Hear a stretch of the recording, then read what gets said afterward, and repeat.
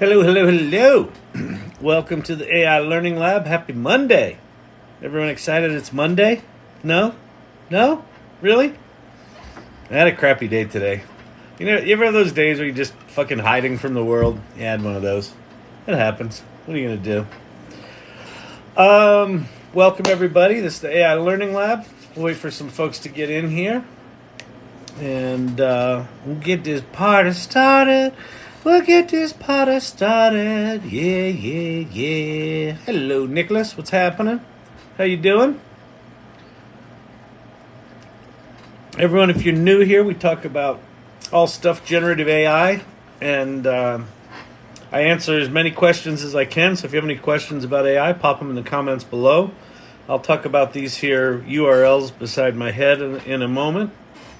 And yeah, talk about that. I'm trying to think if there's anything big going on. Nothing too dramatic. Although I spent enough time on Claude trying to get a prompt working that I got rate limited. They were like, you can't use it anymore for 3 more hours. It's like, I just could not get this prompt to do what I wanted it to do. I tried out Claude over the weekend. It was great. Yeah, Heather, it's really good. Hey, Tobias, what's happening? Good evening, Lauren. What's shaking? What's going down? Looks like the hair's got a mind of its own tonight, as it's wont to do on these things. About this time of night. I knew I shouldn't have worn 3 toupees at the same time. Damn it.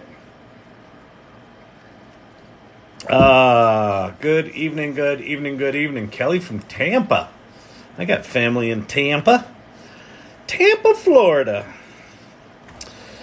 All right, so let's get this thing started. Looks like we got a few more folks piling on in. I was so frustrated. Spent hours trying to convert photo to cartoon avatar. Jeez. Yeah, I know. That's the thing about these tools, the image tools and these word tools, is like getting the prompts. You can get the prompts quickly to like 90% of what you want, but then if you want it consistent and replicable, it takes for fucking ever because they just decide to just change how they do shit or I don't know, just the way they work. They're a little frustrating on that way. Positive vibes. What are we learning here today? Anything you want to learn. I'm talking about generative AI. That's what I know, but I'm also an entrepreneur of many, many years. I've started, 12 or 15 companies. I was an entrepreneur in the early days of the World Wide Web. So I was kind of there at the birth of that thing and started one of the first digital agencies, one of the first online magazines, and kind of rode that wave up to the dot-com bubble, through the dot-com bubble, down the other side. And so when I, started playing around with generative AI about a year and a half ago, I thought, this is another one of those. And when ChatGPT came out, it was like, all right, game over, game's changed, everything's changing. This is definitely like the early days of the web, but way more profound. So that's the kind of stuff I like to talk about. I can talk about starting businesses. I can talk about marketing. I can talk a little bit about how this shit works, but I'm not a technologist. I'm not a mathematician or an engineer or researcher. I'm more of a product guy and a founder. So that's what we can talk about. If you've got questions, just pop them in the comments. I slept during the rise of the .com, but I'm not missing this boat. Yeah, Heather. Yeah, I know. It was one of those things. The .com stuff, you had a year or two where you could, probably more than that, probably more like 3 years where you could kind of jump in on that thing, and then it kind of took off and got ridiculous. This stuff, we probably have like the end of this year, first half of next year to get an early foothold, and it's gonna take off. So we're still in those early days. So lots and lots of stuff to talk about. Let me show you what I got here. Okay, if you're new to this AI stuff, if you were just scrolling through TikTok and thought, is that Tom Arnold or fat Alec Baldwin? I'm neither, but I've been accused of both. these URLs here are all different flavors of ChatGPT. So the official ChatGPT website's right here, chat.openai.com. So if you haven't played with it yet, strongly encourage you to go there right now and just start playing while you listen to me ramble. All these other things are just different things to explore. So if you have played with this one and you want to see, how some of these other things do it, Bing is connected to the internet. That's from Microsoft. Claude can take really massive prompts. Like you could paste an entire novel into Claude's prompt window and then just start asking questions about it. Bard is from Google. It's connected to the internet. Labs.perplexity, that's Meta's Llama 2 models that just came out, and Perplexity is kind enough to host them for everybody, so you don't have to install anything. You can just go play with them there. And then Pi's super conversational, and Poe is, you can play with lots of different models, and you can make bots there.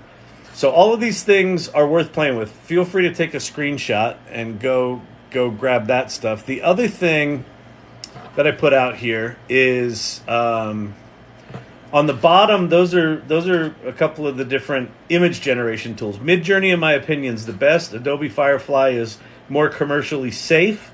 And Leonardo is sitting on top of Stable Diffusion. So Leonardo is just a really nice web front end to Stable Diffusion, but that basically represents Stable Diffusion. And then these things here, prompts.chat will teach you how to prompt the large language models, and the prompt book here at OpenArt will teach you how to prompt those image things. And then Futurepedia is just a site with lots and lots of stuff. So with that, feel free to pop questions down below. I will start answering them. I do my best to answer all the questions. I like to have fun. I make voices. I cuss occasionally. What else? The hair is always randomly terrifying or not. All right. Let's get going.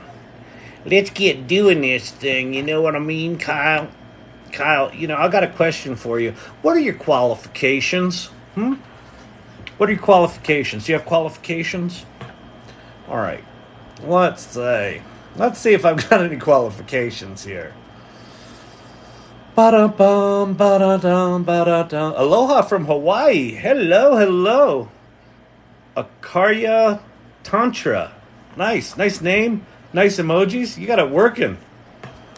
Welcome. Dr. J, hello. I slept during the rise of the .com. We saw that one. Can you put that last slide on again? Yes, sure. Sorry about that. There you go. Prompts.chat.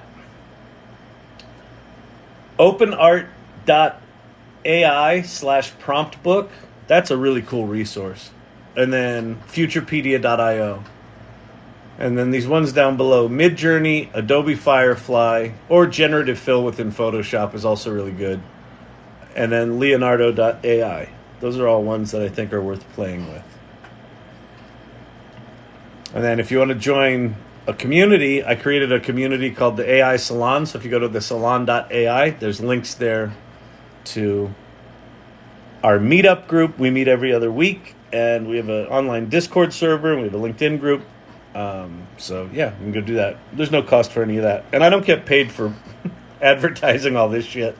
This is all. So the reason I have this here, these are the things that I think, if you're just getting started with this, are worth at least understanding, are out there, and that they kind of all do some different things. But if you're just going to play with one, play with the top one, the official ChatGPT website. All right. I think you're absolutely adorable. Thank you, Woodsy. I appreciate that. Hey, Kyle, nice to see you. Who's that? Austin W. TikTok hadn't told me when you go online. Yeah, I know. It seems like it's doing that weird. I don't know. Maybe I'm in some sort of ghost band thing because I was a bad boy and I've gotten booted 3 times, but whatever. I don't know.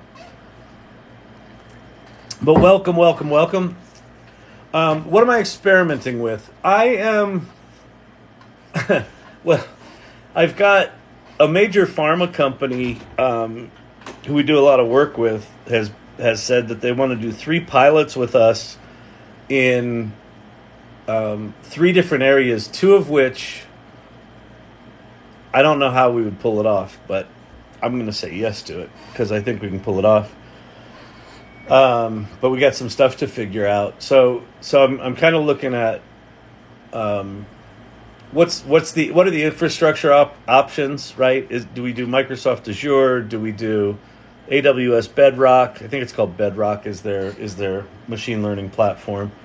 So I'm looking at infrastructure, and then I'm looking at prompting. I spent about 3 hours today trying to dial in a prompt that I just couldn't get it to. I just couldn't get it to behave.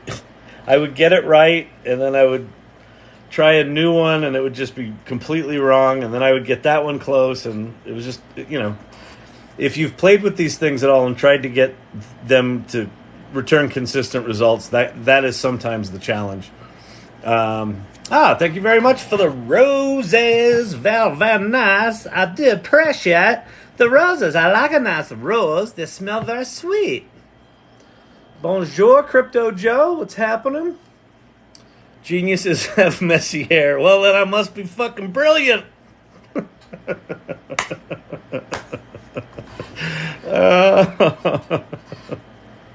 I don't know. I actually did run a brush through it earlier, and it just decided to do that. What are you going to do? What about privacy info we put in? Well, Merlin, so a couple of things. You should, if you're dealing with ChatGPT, let me show you something.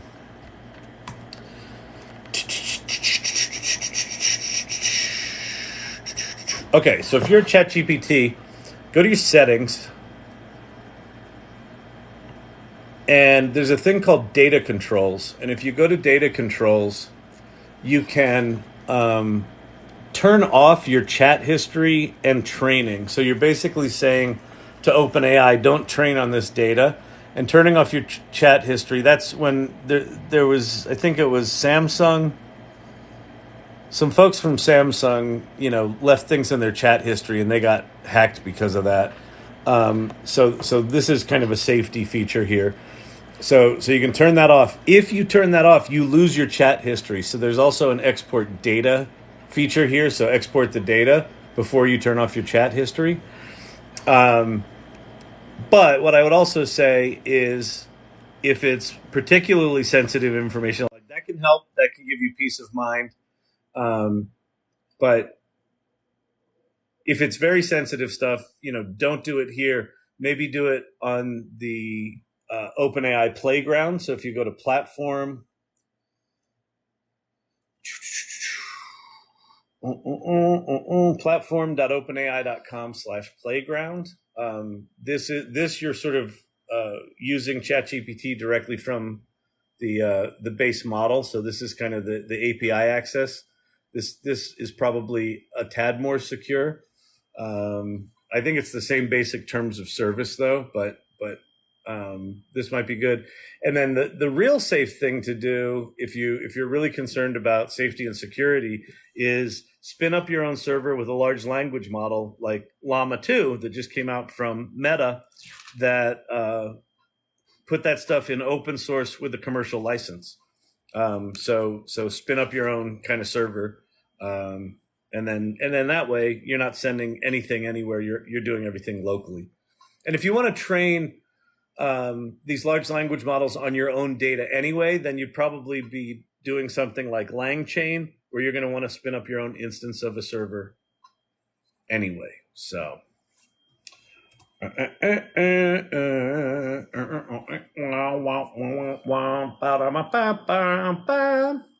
tell you that every time I join. I know. It's very, very sweet. Thank you. All right. Let's see what we got here. Evening, Mr. Shannon. Mr. Decker. Good day to you, sir. Good day to you, sir. Good day. Is Apple ready to move back up? Well, Paul, they're apparently working on Apple GPT. I think they've created a new, I don't know if it's a coding language, scripting language, a new framework called Ajax for machine learning AI stuff, and apparently they've built a thing called Apple GPT with it. I think Apple's going to be a major player. I doubt that Apple's stuff is going to look like ChatGPT. I have a feeling it's going to be more like an autonomous agent that you just ask it shit. Like, imagine if Siri didn't suck. That might be what we see from Apple. And hopefully they rebrand it because I think it's time to put her to bed. I think she needs a nap. It's been what, 15 years or something like that? Something like 14 years of her trying to figure it out. Oh man. Can you take terms and conditions and have ChatGPT summarize them so you know what you're agreeing to? I've done that. Yeah, yes, you can. And if the T and C are too long for ChatGPT, go to Claude. You can do it there. It's brilliant.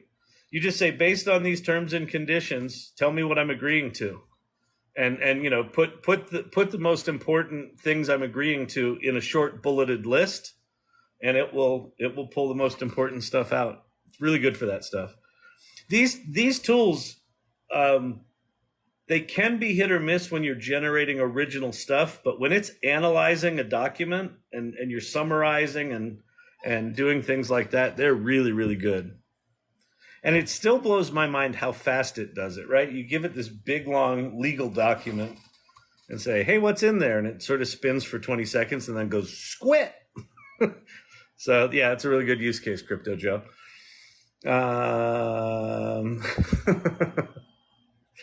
The company I work at doesn't have a chat history feature on our internal Gen AI instance. Oh, that's interesting. Yeah. Now I see why. Yeah, exactly. Yeah, exactly. Siri needs to retire. Siri does need to retire. Thank you very much. I appreciate that, Woodsy. Oh, all right. Love it when you go into character. It's more like the spirits just take over.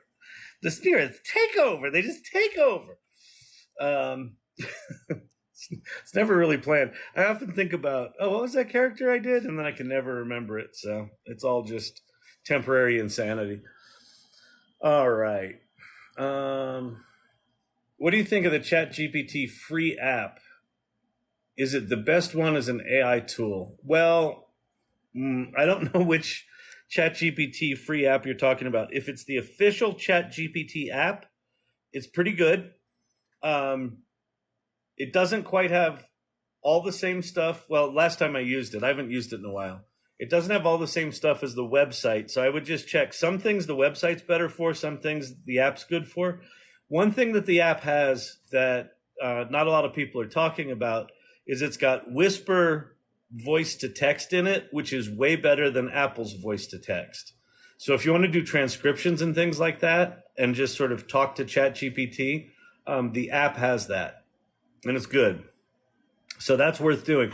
But make sure you have the official OpenAI version of the app, because there's like half a dozen faker apps out there that are trying to scam you. So just go to openai.com and find the app link from the official site. They have it for iOS and for Android now. I used Claude today to rewrite a GitHub README and then ran it through GPT-4. Yeah, that's a really good use case. If you haven't done it, Tom, one of the other things you can do with those GitHub READMEs is you tell it to not only summarize it, but you say, read it and give me step-by-step instructions for how to get this thing up and running. And then if you say, don't move on to the next instruction until I've completed the previous one, and then it'll do it step by step. And if you get stuck on a step, you can have it walk you through how to do that step. So pretty swell. All right. Analyze terms of service. Good idea. Yeah, it's a great idea. It's really good at stuff like that. I noticed Claude did reduce the size down nicely. Awesome. Oh, I see. You used Claude to kind of synthesize it and then put it into ChatGPT to actually do the work. That's pretty smart. Yeah. It can do that stuff pretty well. The thing you need to be careful with there is with any of these things, when you have it summarize it, if you're going to then use that summary as a basis for other stuff, just check the summary and make sure that it didn't add anything in there. And if it did, pull it out, because otherwise it'll sort of build on stuff that might not be in the original document. ChatGPT wrote a longer, more funny version, like an ad. Oh, that's funny. Yeah. And Pi is very, very conversational, like annoyingly conversational. If you want to have a chat, play with the Pi app, Pi. They have an app, and you can put it into voice mode and just talk to it. It's pretty fun. But if you want to get something done, it's a pain in the ass. So, oh man. Man alive. What happened to the link reader? I don't know. Let's go look. So this is a plugin.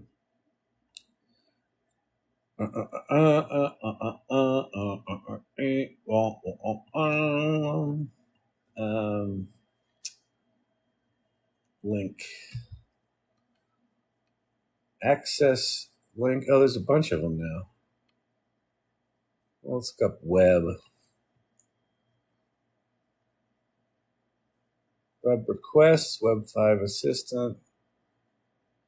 Web Pilot's the one I've been using. Link Reader, I think, is just gone. Unless it's back. Reader? No. I think Link Reader just went away. So the problem with some of the ChatGPT plugins is that they might have just been like tossed together over a weekend by someone that didn't really have a company. You can't really tell. Are these things sitting on top of actual companies that are solid, or are they just people that had a brain fart and said, "Oh, let me whip up a plugin"? Yeah, I don't see anything. Link Reader went away, but I've been using. What's it called? Web Pilot. Web Pilot's pretty good. So let me get rid of that one, get rid of VoxScript. I'll turn on Web Pilot. So I could say, there's a McKinsey. Let me go to Twitter. I'm sorry, X. Let's go to X. And we'll go McKinsey.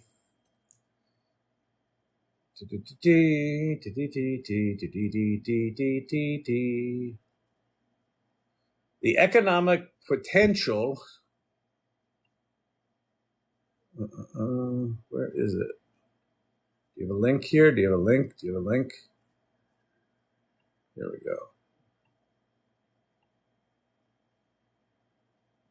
Why is there no link? Hang on.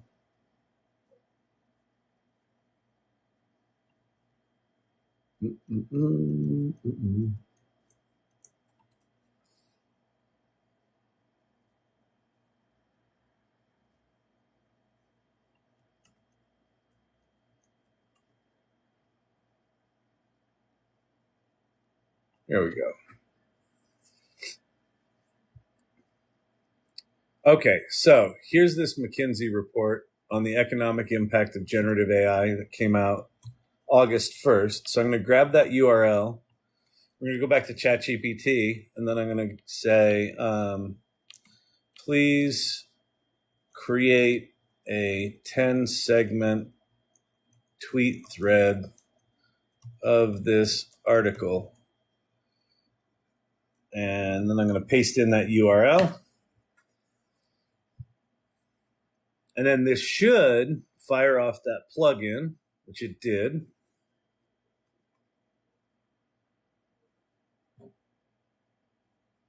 It's off reading it now. See how well it writes us a Twitter thread, an X thread.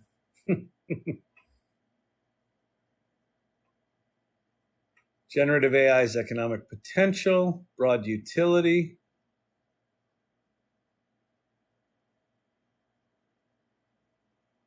So it's doing it pretty good. Deep learning evolution. Generative AI could add $2.6 to $4.4 trillion annually. So let's go back to the article and do a find for What did it say? 4.4? Yeah. 2.6 trillion to 4.4 trillion. So it actually got that right. Yay! ChatGPT didn't just make up shit. So this went off and actually read the article. So there's WebPilot. So WebPilot works pretty good for that.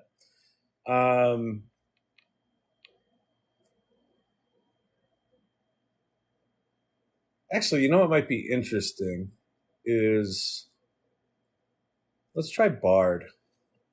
Let's see how Bard does with the same exercise because it's connected to the internet. I don't know if it can see hyperlinks. Write a 10 segment tweet thread of this article. Let's see if Bard can do it because Bard's connected to the internet and Bard sucks a little less than it used to. I'm not programmed to assist with that. Well, you're a jerk. Friggin' Bard. You dum-dum. Huh. Weird. Can you read web pages?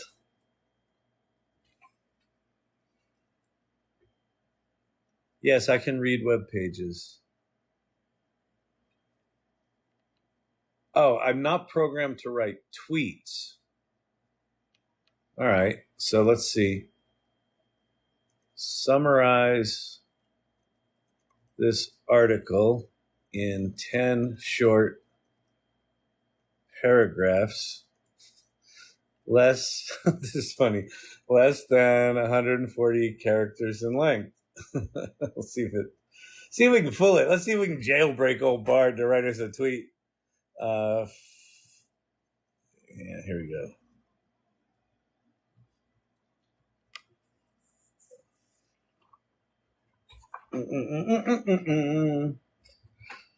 I'm just a large language model, so I can't help you do that. So one of the things, so if you're new to this stuff, one of the things that you'll see frustratingly more than you want to is, I'm sorry, Dave, I'm afraid I can't do that. From 2001. Those are the safety guardrails. I don't know what they're protecting from. I don't know why Bard can't just write some fucking tweets, but apparently that's going to unlock the nuclear codes. So that's why you run into that stuff. If you want less of that, you can start playing with the open source large language models, and those don't have those safety guardrails on them. So, all right, the Bard experiment, still a piece of poop.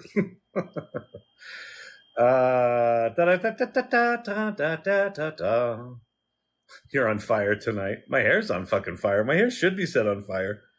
It's like a bad stack of kindling getting ready to go under the match.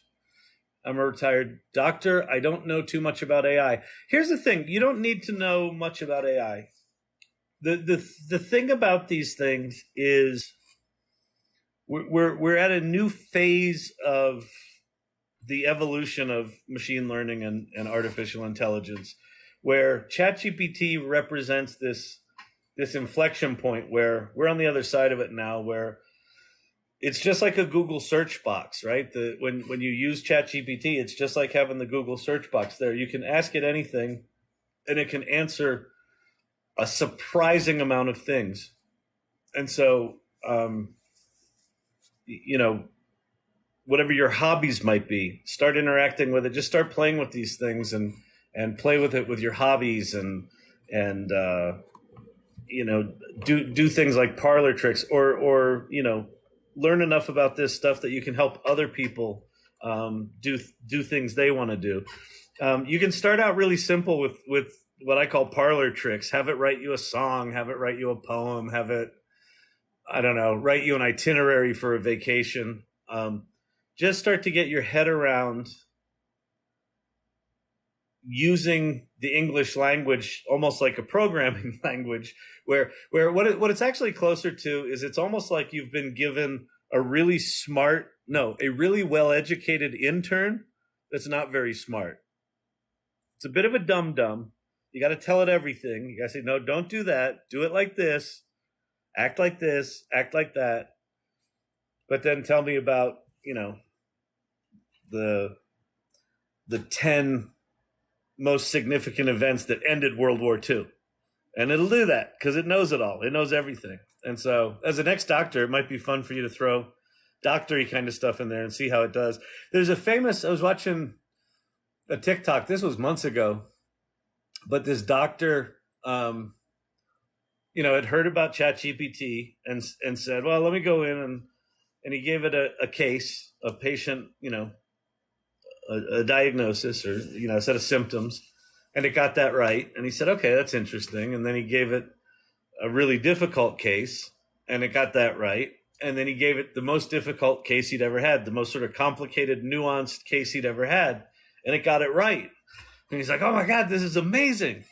And he said, give me the sources that, helped you get it right. And it said, sure things. Here's those sources. And they were all fake. None of them existed. And so that was when they talk about these things hallucinating, it's basically they just make shit up. But it is kind of remarkable, like for that differential diagnosis, it got this really obscure case correct, but was not able to, cite the specific, literature that it got that information from. It's because it's just not how the thing works.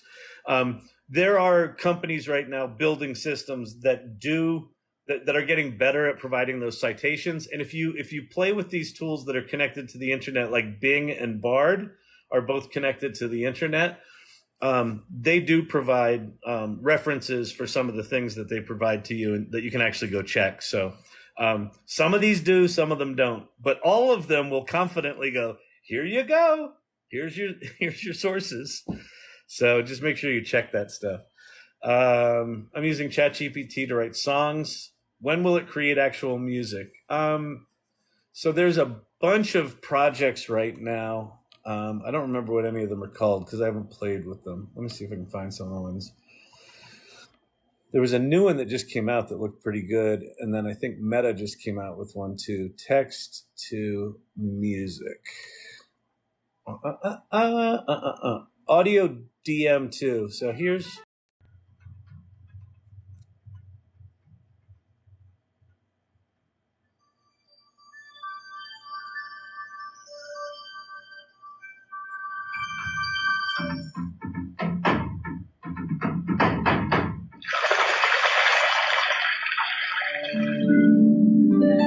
Interesting.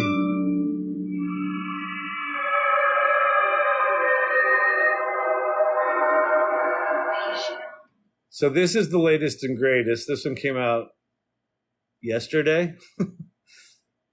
Audio DM2, text to audio, music, speech generation. It's astonishing.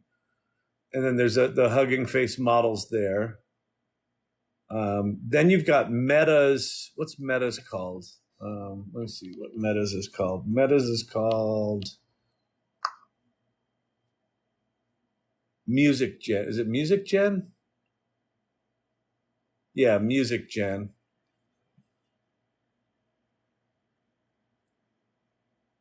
It's a simple framework that generates high-quality audio and music from text-based user inputs. Yeah, just type what you want. Yeah, just type what you want. At some point, the synthesized voices aren't going to suck. but we ain't there yet.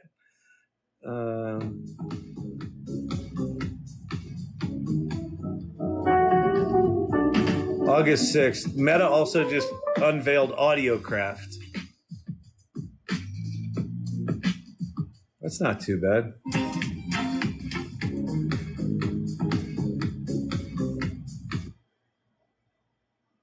Adagio for strings.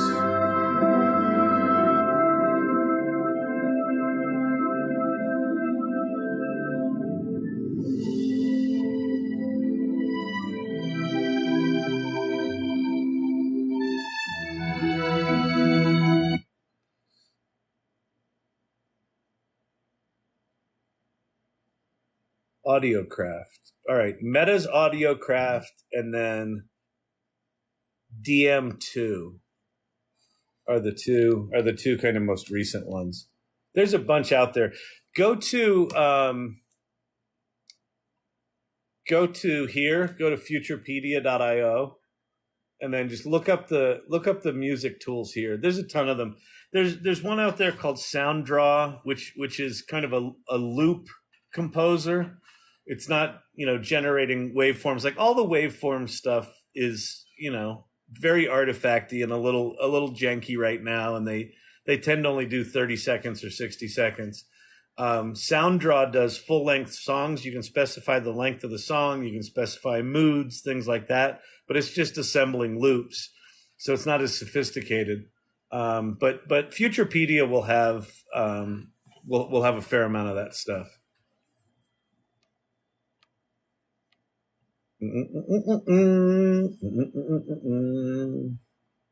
So many AIs. I don't know what's worth paying for. Advice. Yeah, great point. I can tell you what I pay for, and again, I'm not affiliated with any of these, so I don't make any money if you do this or not. So I don't really care from that perspective.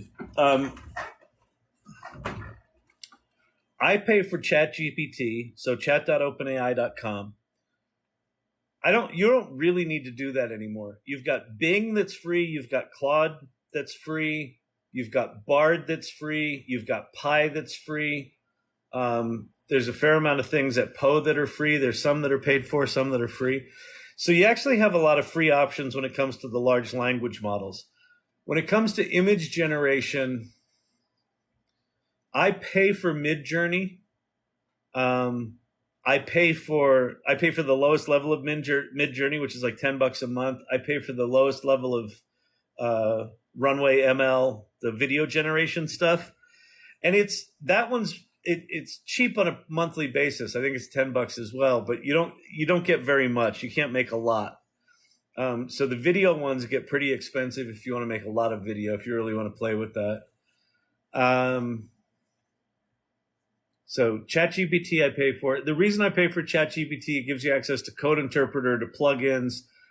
When they come out with new technologies, the paid members get access to them first. So that's a big deal.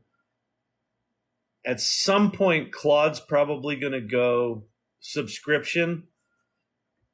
And I don't know if I'll pay for both ChatGPT and Claude. I will probably choose one or the other there. So I don't know that I would ever pay for Bard. And then Llama is free. So Llama's free. And in terms of like which ones to actually experiment with, right now, the things that are kind of ready for prime time are images and words, right? So GPT-4 at openai.com is by far the best of all of these. They all have some different things that are good about them, but if you just want good, solid, consistent output, GPT-4 at OpenAI is the best. And then in terms of images, Midjourney is consistently the best, although Stable Diffusion with their new SDXL model that just came out is catching up. They're close. The thing about Stable Diffusion, it requires you to be a bit more geeky, but there's so many developers working on it. There's all sorts of different variations and flavors and models that you can play with, and that's why I put up on this list the bottom one there is Leonardo.ai. Leonardo is a web front end on top of Stable Diffusion. So Leonardo is cool. They give you like 150 credits a day for free. So you can have a free account at Leonardo.ai. You may have to get on the wait list, but I think they've opened that up now. Yeah. But so what did I say? ChatGPT, Midjourney, I pay for. Zapier I pay for, which is not an AI, but it's an automation tool that you can leverage all these AI things. I pay for that. I pay for Google Colab when I want to do Stable Diffusion and do some geekier things. I think that's about it right now. I'm trying to keep it very slim because here's the deal. This is another piece of advice on what to pay for. Don't pay for a year on anything right now. This stuff is changing so fast that if you get locked in for a year and then, 3 months later someone comes out with something, you're like, oh shit, that one's really good. I want that one. Well, you've already paid for the year. That's going to be a drag. So I would go month to month with all this stuff right now.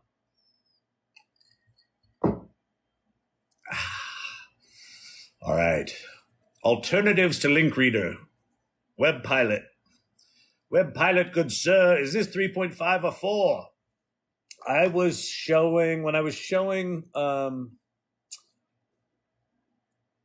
showing Web Pilot, that's GPT-4.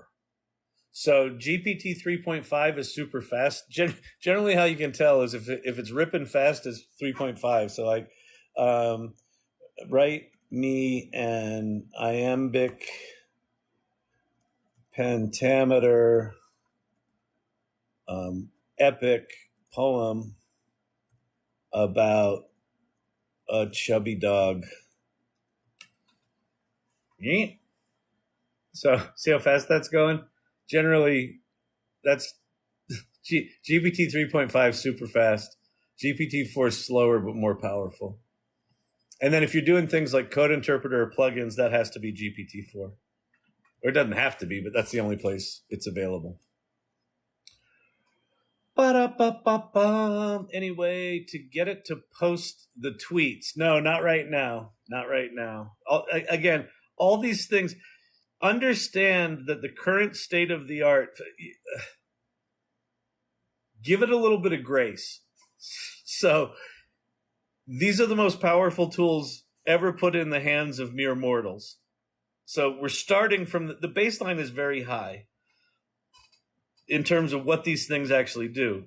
But in terms of the software that has been wrapped around them, it's all very spit and duct tape right now. None of these things are very sophisticated. I would think that in Futurepedia.io, there are probably some applications that have been written that use a lot of these tools that may have some more sophisticated publishing capabilities. But from the core companies that are doing this, it's pretty weak right now. A lot of these things are really just like I don't know, market validation, right? So OpenAI is not making money on ChatGPT. They're making their $20 a month, but I'm sure it's costing them way more than that for us to use it. They're going to make their money off the APIs and the back end. So a lot of these front end things these guys are building are really just to get you hot and bothered about, I want to put that in an application, or I want to train it on my own data, or I want to, all that sort of stuff. Thank you, Mike. Thanks for the rose. A rose by any other name would smell as sweet.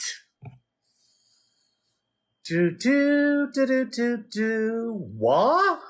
What the hell? Laughing my ass off. I don't know what you're talking about, Heather. What did I show? Wait, I can go live just sharing, prompting, and chatting? Wild. Yes. Interesting. Yes, Jesse. If your next question is what are my qualifications, I absolutely have none. And, I would encourage you to go find someone that knows what they're talking about. You can go live doing whatever you want. There's a guy's going live right now with he's stuck an iPhone on his robotic lawnmower, and he's making like $1,200 a week from his stupid lawnmower. Oh my God, TikTok is so insane. I'm not making fuck you money yet on this one. I don't even think I've made enough money yet. There's $100 minimum. You can't pull any money out of your account. I've been doing this for like 4 months now. I don't think I've hit my $100 minimum yet. But that ain't why I'm doing it. So for what that's worth. But yeah, you can go live and talk about anything. Doesn't fucking matter.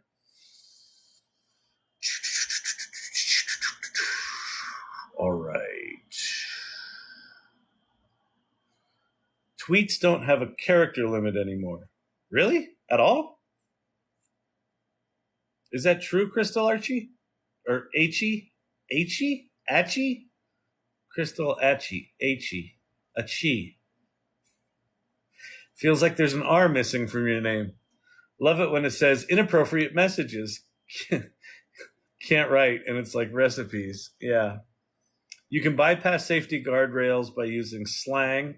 Yeah, you can get around it sometimes. A paper just came out that there's a little chunk of code that you can put at the end of a prompt that will jailbreak any of these things. So jailbreaking just basically turns off the safety guardrails. So apparently there's some code that they didn't put it in the paper itself, but they showed what the syntax of it was. When I asked Bard for references, Bard does that all the time. Does what all the time? Does shitty fake references? Yeah, I'm sure. All these things are just, we're not at the place yet where these things are checking their own work, so it's on us to check their work. We'll get there. These things will eventually have sort of validation layers, to validate that what they wrote is actually useful. They just don't have it yet, so give it a year. I'm glad I haven't wasted my time on Bard. Yeah, Bard right now is more like, I have it on the list as a thing to see. Like, apparently it's pretty good at coding. It is going to be rolled into all of the Google Office, Google Docs and Google Sheets and things like that. It is going to be rolled into Google Search. They're experimenting with that. So I have it on here because it's at least not horrifically bad now. And because it can read images and it's connected to the internet, it's worth at least experimenting with. But I think Bing is still way stronger than Bard. The top three, ChatGPT, Claude, and Bing, are the ones that are probably the ones worth spending the most time on. But pay attention to Pi, that one. They just raised $1.3 billion. So that little teeny tiny URL, and it's just a very thin site right now. It doesn't do much at all, but I have a feeling they're going to make some noise. What certification from Udemy or courses would be helpful? I don't know. I am this early in the industry. I'm not a fan of courses, although Google just came out with 10 that include courses on generative AI, things like that. If you just want to get your head around it, it might be worth looking at I think Meta's got a set of classes. Google now has a set. If you want to get into the data science side of this, the machine learning side and the engineering side, there's probably lots and lots of courses to take. But if you're trying to find courses on how to use generative AI for marketing or to run your business or this or that, all of that stuff has been created within the last 9 months. And these things are changing so fast that anything where you take a course, by the time you take the course, it's going to be out of date. So what I strongly encourage right now is just start getting curious and start exploring with the tools themselves. Learn about prompting, not necessarily because prompting is going to be a big, important job in the future. I don't think it is. I think these things are going to start prompting themselves. We're just going to give them goals and they're going to go off and do their own shit and come back. They're going to be like little golden retrievers. They'll run off and find a shit and bring it back and, can I get you some more? Can I get you some more? But I think learning how to prompt right now and learning what these things make possible is really, really important. It's a really important skill. So I don't know. So I don't have good advice on any courses because I don't know. It's not so much that it's a waste of time. It's that the amount of time that you're going to put in to have someone else teach you what they learned 3 or 6 or 8 months ago, I think it would be better spent teaching yourself how to do it, just so you can get the muscle memory of what these things are, what they do well, what they don't do well. If you're just using someone else's prompting and philosophy, you might discover better ways of doing something than they did because you just think differently, right? You're coming at it with your world experience. And you might use these things very, very differently. So I know that's kind of a shitty answer, but yeah, I know. What are you going to do? What are you going to do? I'm just an old guy. I just come on here and I go live and I just talk about prompts and I point to sites. Not really much going on here, so I wouldn't listen to me. I give advice on hairstyling. Would you like some of that? I'm happy to give you advice on hairstyling.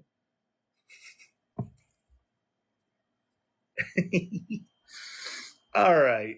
I started with GPT-3 in May, then just late last week, upgraded to 3.5 or to GPT-4 for $20 a month. I pasted my MRI result and asked it to explain it to me like I'm 5 years old. It was fun. Yeah, it's pretty good at that stuff.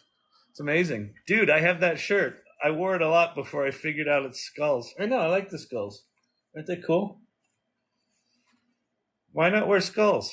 Let people figure it out. I've got pharma clients. I wear this to big pharma meetings. I had one today. Fuck them. Pharma people are people too. They're just, a little more conservative than some of the rest of us. I use GPT daily for project for recipes, from recipes to VBA coding. Yeah, Visual Basic stuff. It's the thing to do. So again, if you're new to this stuff, one of the things that you can run into that can be really frustrating is after you get done doing your parlor tricks and after you've had your Kevin McAllister moment, which is, remember Home Alone? You have that moment where you're like, holy shit, this stuff's amazing. Once you sort of crack that nut, a lot of times what I'll find is I'll sit looking at that blank box and I get sort of the ChatGPT equivalent of white page syndrome. I don't know what to do. I don't know what to type in.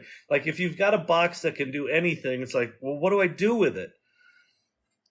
One of the things that can help is rather than think about what should I use AI for, flip it around upside down and say, what's something in my life that I need to deal with or solve, right? So it might be MRI data, or it might be, you've got a bake sale coming up for the school fundraiser and you want to organize it or come up with recipes or whatever it might be.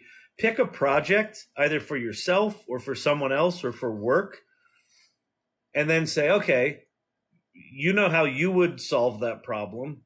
See how you could use these tools to solve that problem. And that's a way that you can very, very quickly figure out what it's good for, what it's not good for, where you have to work around it, where you realize I'm spending more time dialing in the prompt than I could have just written this thing. Like I've done that a couple of times, or I'm like an hour into getting the prompt right, and I'm like, oh, fuck it. And I just go write the paragraph. It's like, so that can help get you unstuck if you're trying to figure out what to use it for. Meta released one that creates music. Yep, they just released that. I went over that. There's old Python scripts that make beats, and AVAI makes beats also, I think. Yep. What's it do if you type the word doom? I don't know. I do not know. When will it be able to pick a hit song and a shit song? Well, you can certainly train a large language model. Here are hit songs, and here are not hit songs. And then you could have it analyze songs and say, these ones are more likely to be hits than those ones. The problem with that is it doesn't account for new shit. So I don't know that it could be predictive on kind of future stuff, right? Like, I think about someone like Billie Eilish, where, she sort of seemingly emerges out of nowhere and she's got this really unique style. And if you sort of looked at her work before she got famous and sort of compared it with what was popular at the time, you'd go, no, that's not the same. Like the chances of that being popular are not good, right? Because it's so different. And yet, the combination of her and the music and the production and the story and how she performed and her relationship with her brother, whatever was the magic that allowed her to, sort of hit escape velocity.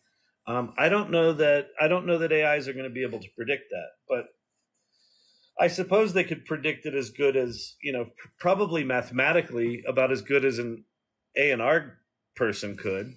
But even those are different now. Like the whole music industry is just different because it's not just about the music. It's about, do you have a following and things like that. So, but I would think you could train an AI to identify likely hit songs, and it would probably be in the neighborhood. But I don't think it would get the outliers, the unanticipated hits,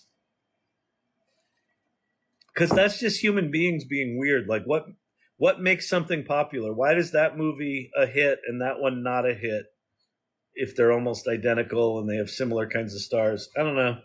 Just because humans are fucking weird. Yanni would like the strings to that. When will it be able to? Okay. I love Midjourney so much, but until I'm ready to actually do more with it, I paused my sub. Yeah, and that's it's a good thought, Heather. Is I'm finding myself doing the same thing where I'm kind of porpoising. I'll come up, I'll do a whole bunch of stuff with Midjourney, and then I kind of go underground and I don't do it for a while. I am using the large language model stuff. I am using these things pretty consistently. For me right now, it's ChatGPT and Claude are the two biggies that I'm using all the time. The rest are just more kind of interesting things for me to play with. Claude, because it's got the big context window and it's pretty good. And then ChatGPT, because it's just the best and it's got Code Interpreter. I'm not using Code Interpreter a lot, but when I need it, man, is it fucking brilliant. It really is amazing. I have a cool Midjourney designs, but no idea what to do next. You could ask ChatGPT what to do with them. You could start an Etsy store. You could. I know someone who's making what's it called? Not repeatable. Seamless patterns in Midjourney, and then putting them on pattern sites to sell patterns. So you could do patterns. You could do images. You could do T-shirts. I'm working with a company right now that is putting together T-shirt generation stuff. Pretty interesting stuff.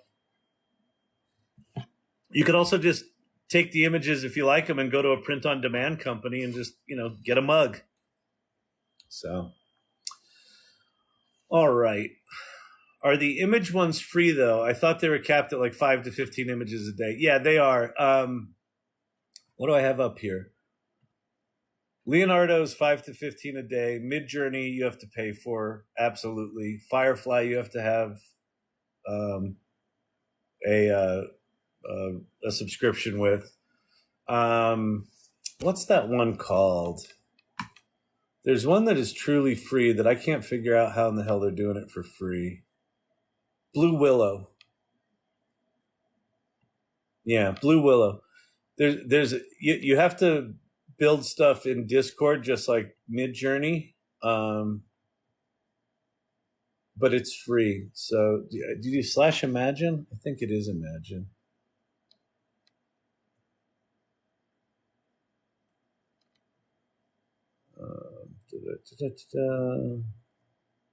Eagle soaring.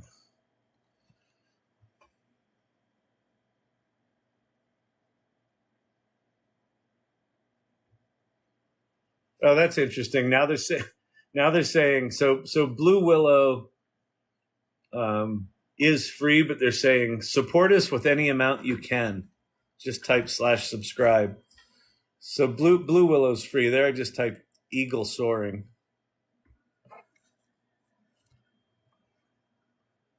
Not great. This is sort of Bing-like in its quality, maybe a little bit better than Bing. I think it's built on top of Stable Diffusion. But there are probably some other free ones out there. I just don't know them all.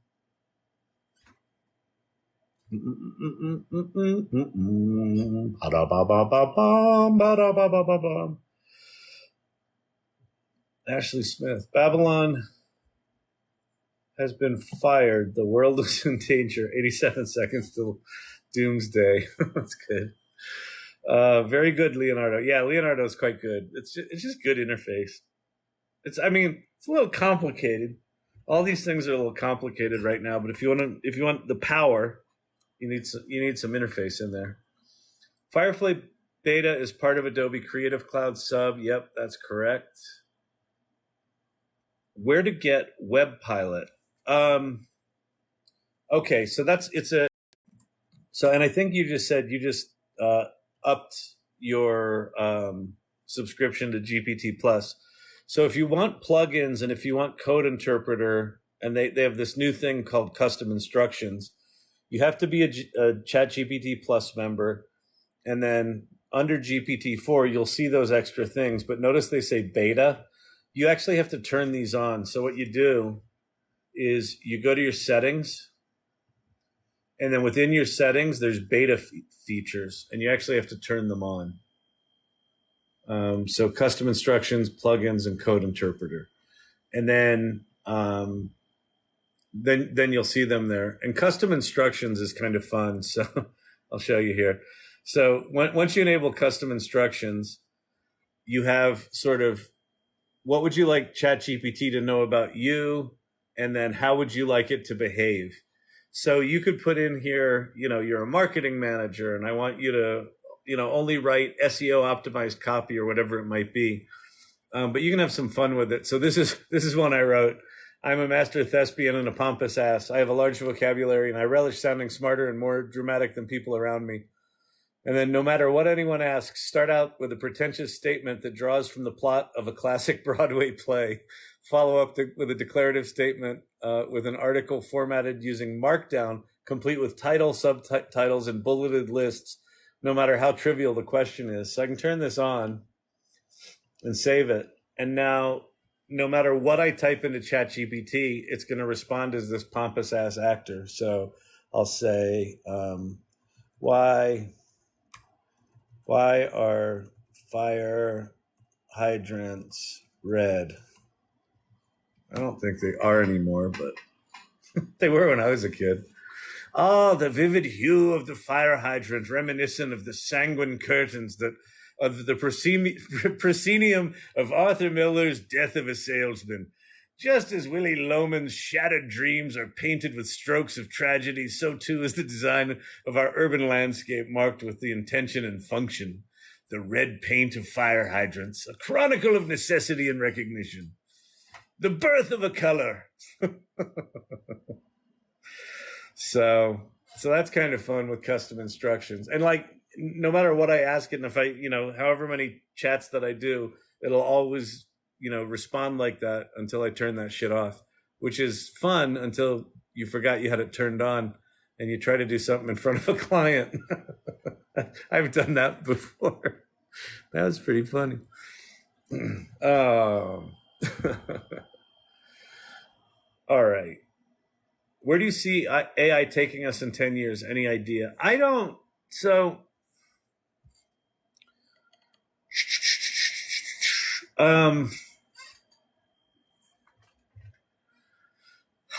feel like I have a good handle on the next 2 to 3 years. And I think what that looks like is just a lot of disruption, a lot of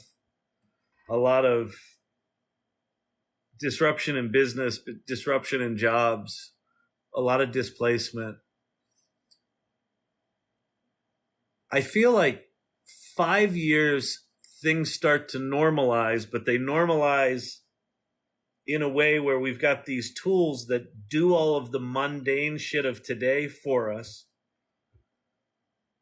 And then 10 years, I don't have a fucking clue, because it's like,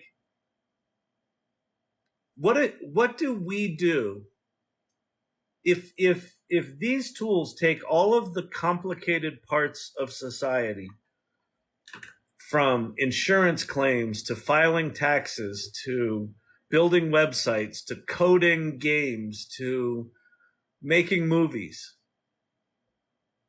and they just get automated. What do those people do? And I think what it starts to look like is people start to reconnect and people start to be more self-expressed. And like, I really do think these tools give us the opportunity to raise ourselves to another level, right? These tools are ability amplifiers. So if these tools take all of the low-level soul-crushing shit that most of us spend way too many hours a week doing, if that were just done for us, what would you choose to do?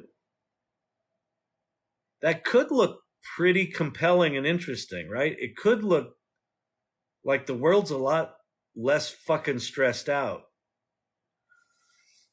And these things are also going to dramatically increase prosperity. And the cynical side of you probably says, oh, if these tools dramatically increase prosperity, then the capitalists are just going to take all that profit and, fuck the working man.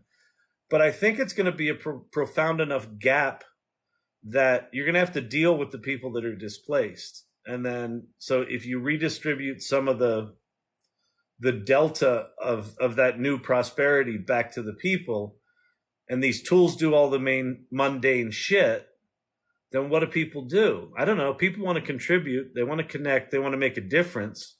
So maybe they start connecting and making a difference at a very different level than they did before. So it could look like we're starting to rediscover our humanity in 10 years. It could also be a lot darker. I don't know. I don't have a good sense of 10 years out. I feel like I have a good sense of the next 2 to 3 years. And that's not pretty. Like, that just feels like a lot of disruption, a lot of change. It's exciting. Like, lots of excitement. Like, whoo, that's exciting. If you're one of the ones who's doing the cool shit. But if you're one of the ones that's been displaced, that's not exciting. That's fucking hard.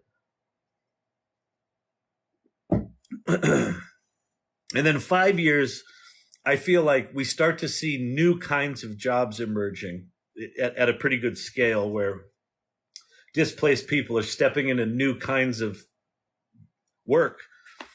That I don't know what it looks like. What is the work in the future? I don't fucking have a clue. We'll still work. Like, we're people. We want to contribute. We want to do shit.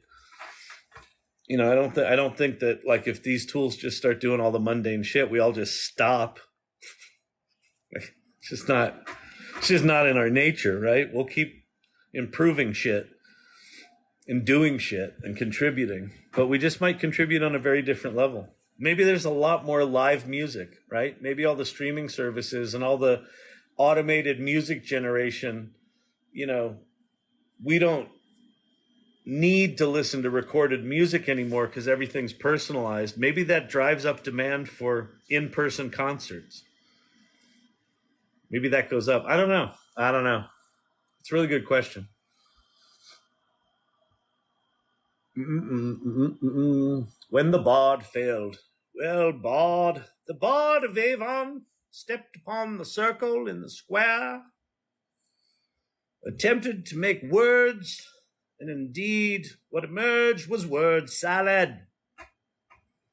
It was not a tasty affair. You probably shouldn't call your AI bard if it can't write.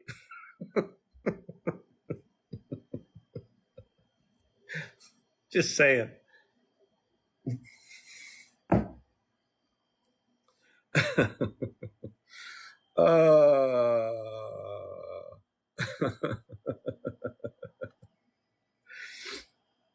All right. I lost my place in my questions. My little questions. It's sheep mentality. Yes, the Microsoft Edge is clunky.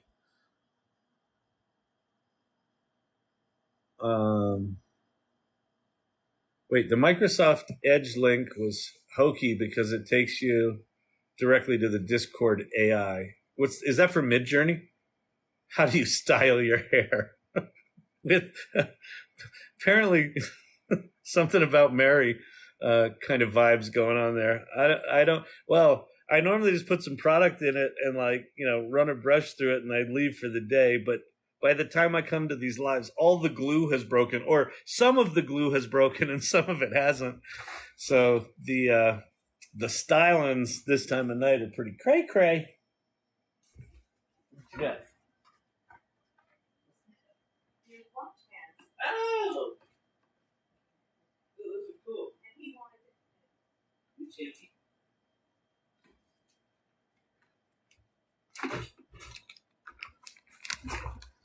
I got new bands for my Apple Watch. They're pretty cool. I went to get a new phone yesterday, and the lovely young woman at the AT&T store was like, "Do you have an AARP card?" And I was like, "Madam, how dare you? How dare you?" And then, but I actually did have one, and I got 20% off. And so she goes, "You want a free Apple Watch and pay $10 less a month than you were paying?" I'm like, "Yeah." So I got me an Apple Watch. I've never had one. By the way, I played around with ChatGPT a month ago and asked it. It got drug brand names. It didn't go so well. Yeah, it's so the safety guardrails on these things, like they don't want you to hurt yourself or hurt others, and or they don't want to get sued. So these things are a little hobbled. Bing is really hobbled. Bing.com is just this side of useless because it's so done. Did you get Midjourney AI to work on Microsoft Edge? No, I didn't. It's I know you showed me that stuff yesterday. I never got it to work.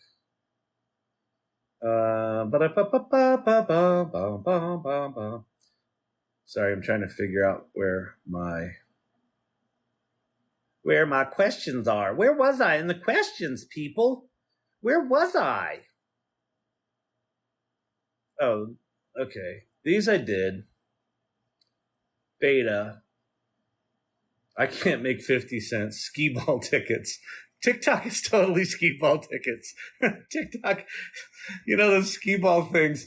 Those are the best. The skee ball tickets where like you do really good and it shoots out like you got thousands of pounds of those tickets and you take them up to the desk and you're like, "I'm going to get a new car," and you plop it on there and they're like, "You can get half a pack of Juicy Fruit gum." You're like, "Wait, I just spent $700 on this." Oh, that is totally TikTok right now. Can you shout out my name? Venetia. Yes, I can, Venetia. Shout it out. I think she's just trying to figure out, wait, do you know Highfly AI? I don't. But I'll go look at it because maybe there's something there.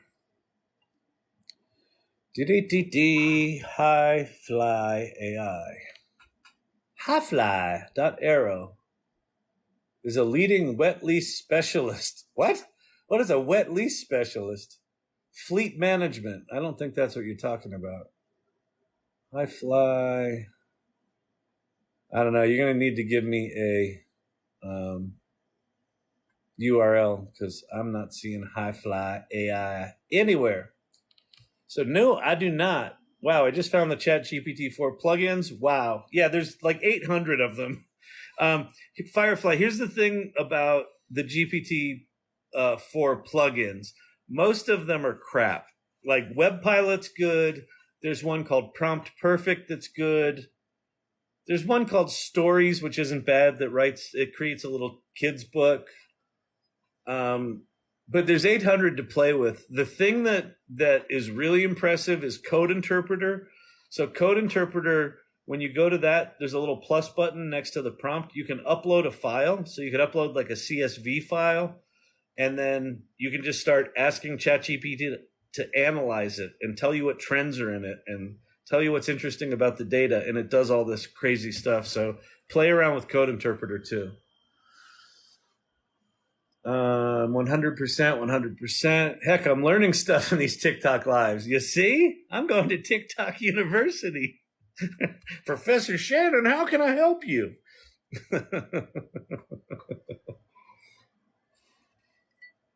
Mike Rowe, great hair. Now I think you're just trolling me, Mike. Oh, good Lord. By the way, I played around with ChatGPT a month ago. Oh, that was the drug name ones.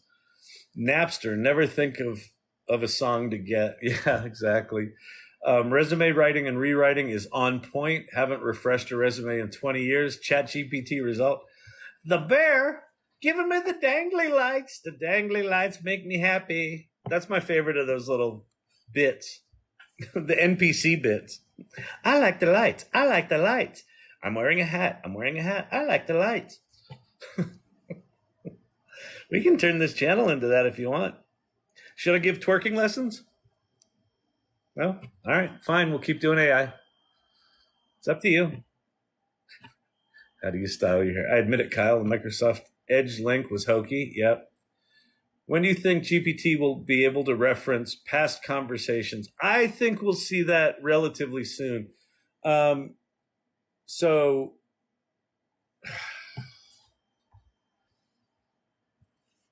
let's see. I'm trying to think when we'll see it first.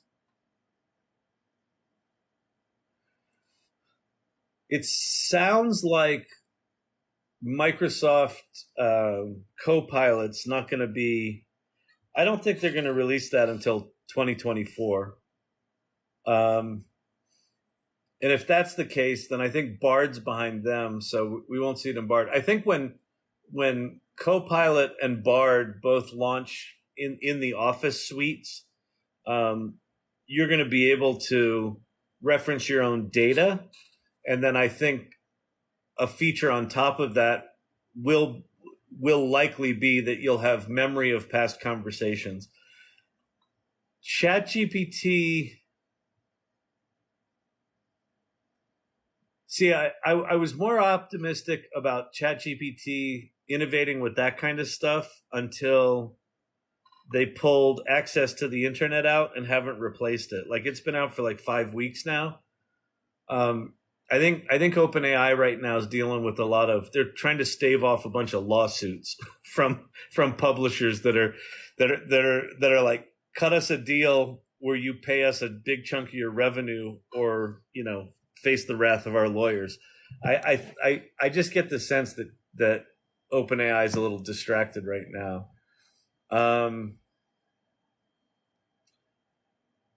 Anthropic, so Claude.ai could be the one that comes up with something like that first. Like, the fact that they just kind of dropped 100,000 token context limit, I would pay attention to Claude.ai. They might come up with that, but certainly within 6 months.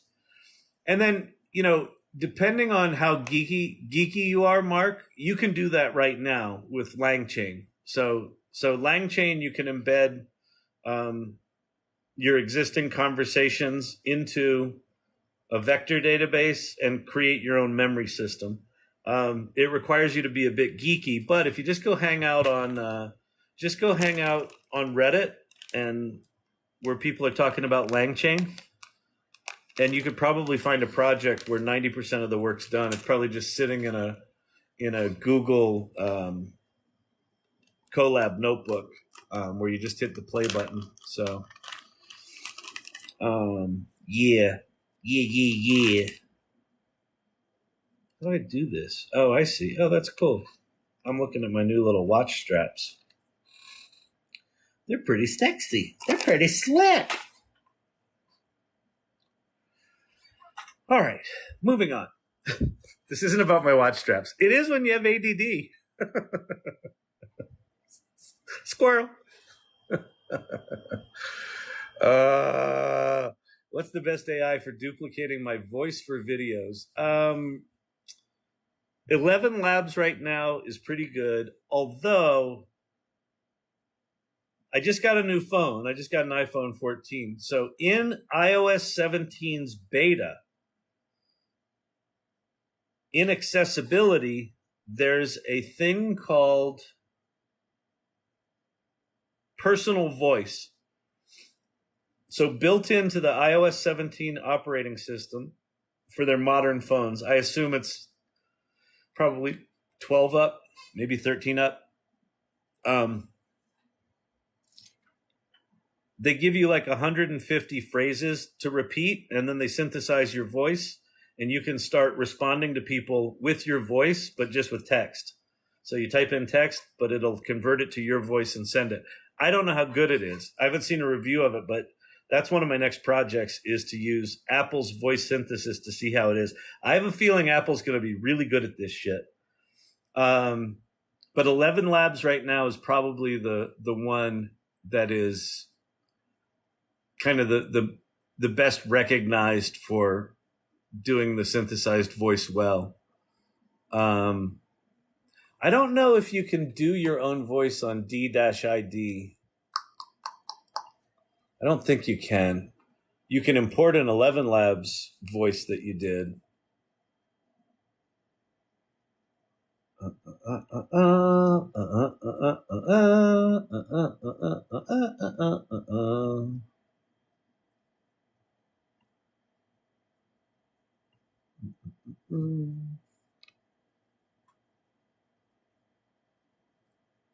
Create video. Type your script. No, I don't think you can do your own voice at DID. I don't know about Synthesia. Probably 11 Labs. I would think that there's going to be a lot of them. I would give the voice stuff, for me, feels like it's a year out before it's really good. Right now, it's not bad. Like I can go show you one. Let's go to 11 Labs.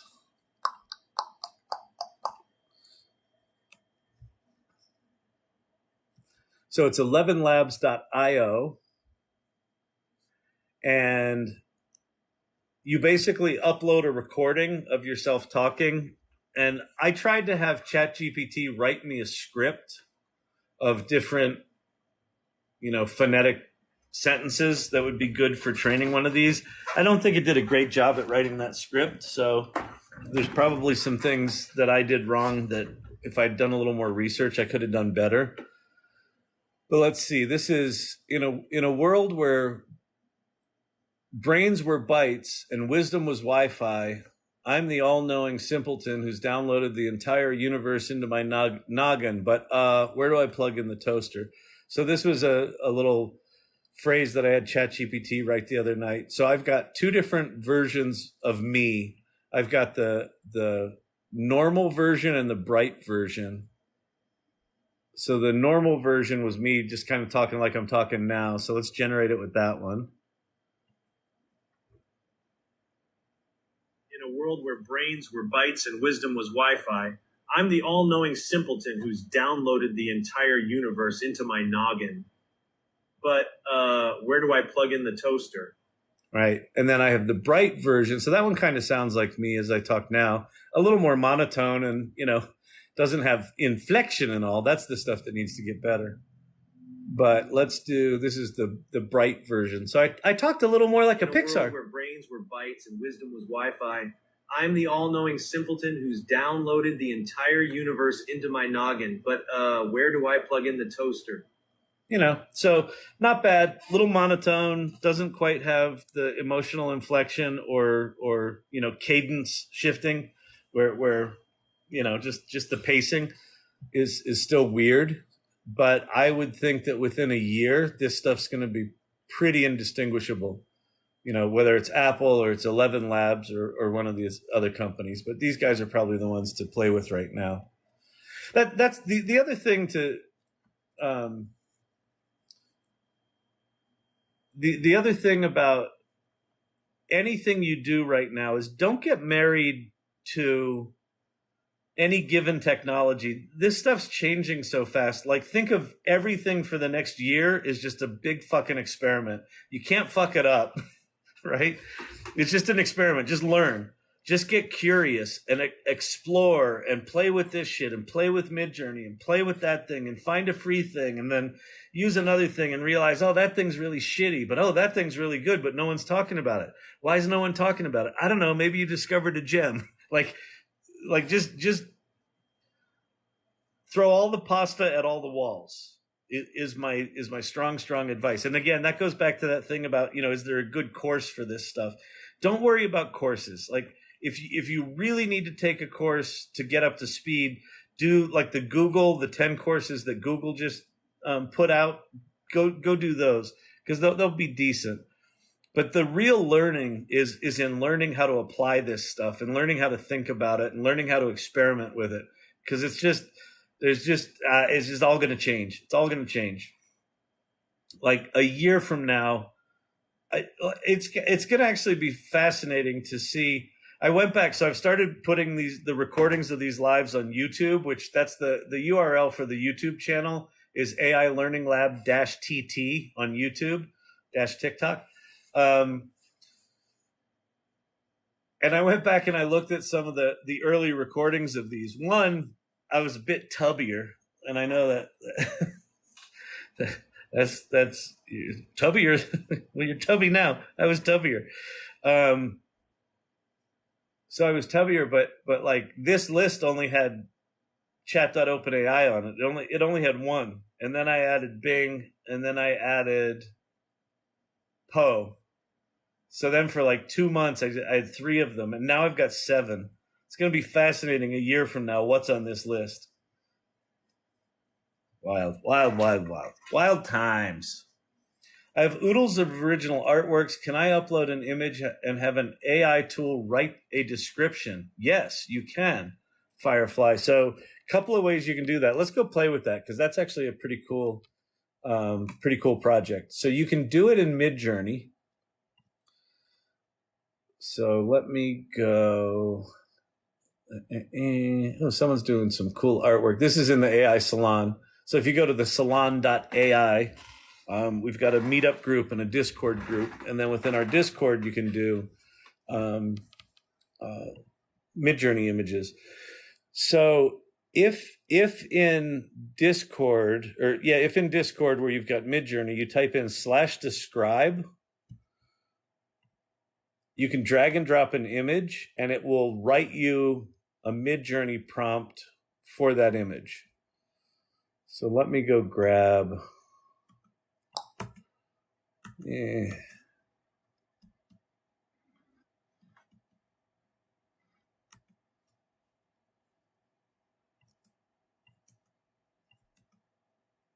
All right, that's a cool one. All right, so there's some sort of groovy ass cloud bursting through this, or sun bursting through the clouds kind of thing. So I'm going to drag that into Midjourney and have it describe it.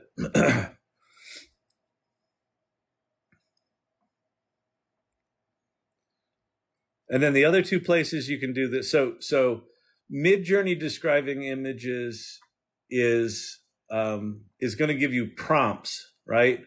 So it gives you 4: a huge cloud, lights and dark water fantasy desktop wallpaper, a dark scene with dark clouds, fantasy painting surrounded by darkness in the clouds. So it gave me 4. I can now say imagine all. So I can either pick any one of those 4 prompts and have it recreate it, or I can say imagine all. And so it's now going to give me 4 images that are new original Midjourney images based on the description of that image. So this is an interesting way where you can start really playing around with not having to write prompts, but using images as sources. So we'll see what this does. And if you haven't played in Midjourney, notice how it starts as like these sort of pixely kind of blobs, blurry kind of blobs, and then they get a little more specific, and then they'll get a little more specific. So this is one of them. There's another one. There's another one. So these are the 4 different prompts. And you get 4 images each for each of those prompts.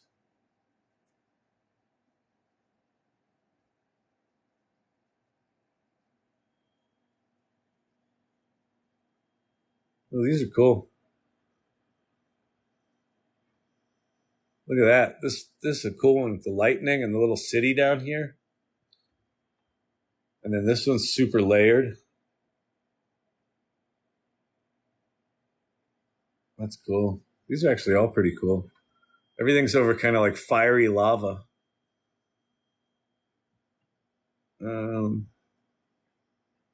There's another set of descriptions. Actually, the images it created are very much in the neighborhood of what it described. Huh, those are cool. Okay, so anyway, so that's that. So that's one way you can do it, is you can do it with the describe function in Midjourney. The other way you can do it is we can head on over to Bing. And when you get to Bing, you go to chat. And then within chat, you see this, there's your little microphone there, but you have this little picture icon. So I can now go grab an image and upload it from this device. Is that on desktop? Or is this it? This is it, right? Okay. So now we're going to take the same image and I'm going to say,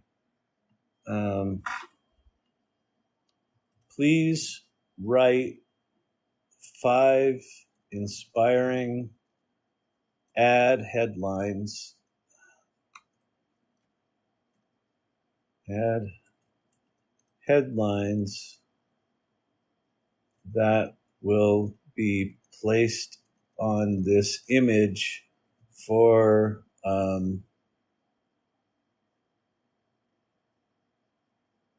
fancy sunglasses.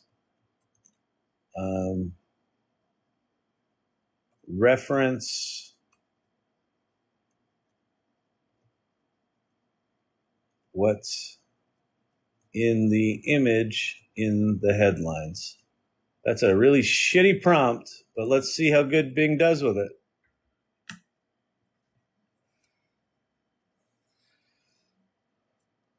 So it should. Bing's a little weird. Sometimes Bing's brilliant, and then sometimes it's just like, nope. See the world like new light with our sunglasses. Shine bright like the sun with our sunglasses. Protect your eyes in style with our sunglasses.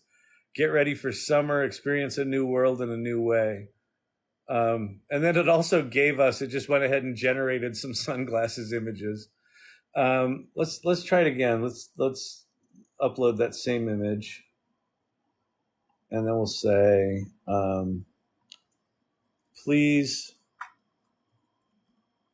write a poem about the imagery in this image. And again, it's a really crappy prompt, right? I could write something like in the style of a certain poet or whatever, but the light shines bright through the clouds. A river runs through rocky shrouds. The sky is dark. The mood is moody. The mood is moody. The landscape barren, yet so broody. The light reflects off a river, a sight that makes my heart quiver. The clouds are dark, yet they shine, a sight that's truly divine. The landscape is barren, yet so alive, a sight that makes me feel so alive. All right, so it is, 8th grade B- poetry, but it understood what was in the image. And then for some reason, this is also generating new images. That's weird, but whatever, that's fine. They're trying to figure some shit out over there, but let's go try Bard now. I'll go copy the exact prompt that I did. the brilliant prompt.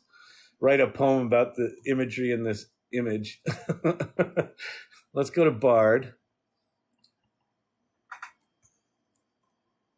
Bard, because Bard can also read images. Bard's also multimodal. All right, so we're here. So I'm going to hit the plus icon and see you can upload a JPEG, PNG, or WebP. So we're going to go grab that PNG, pop it in there. We're going to paste in our shitty prompt and see how Bard does with it.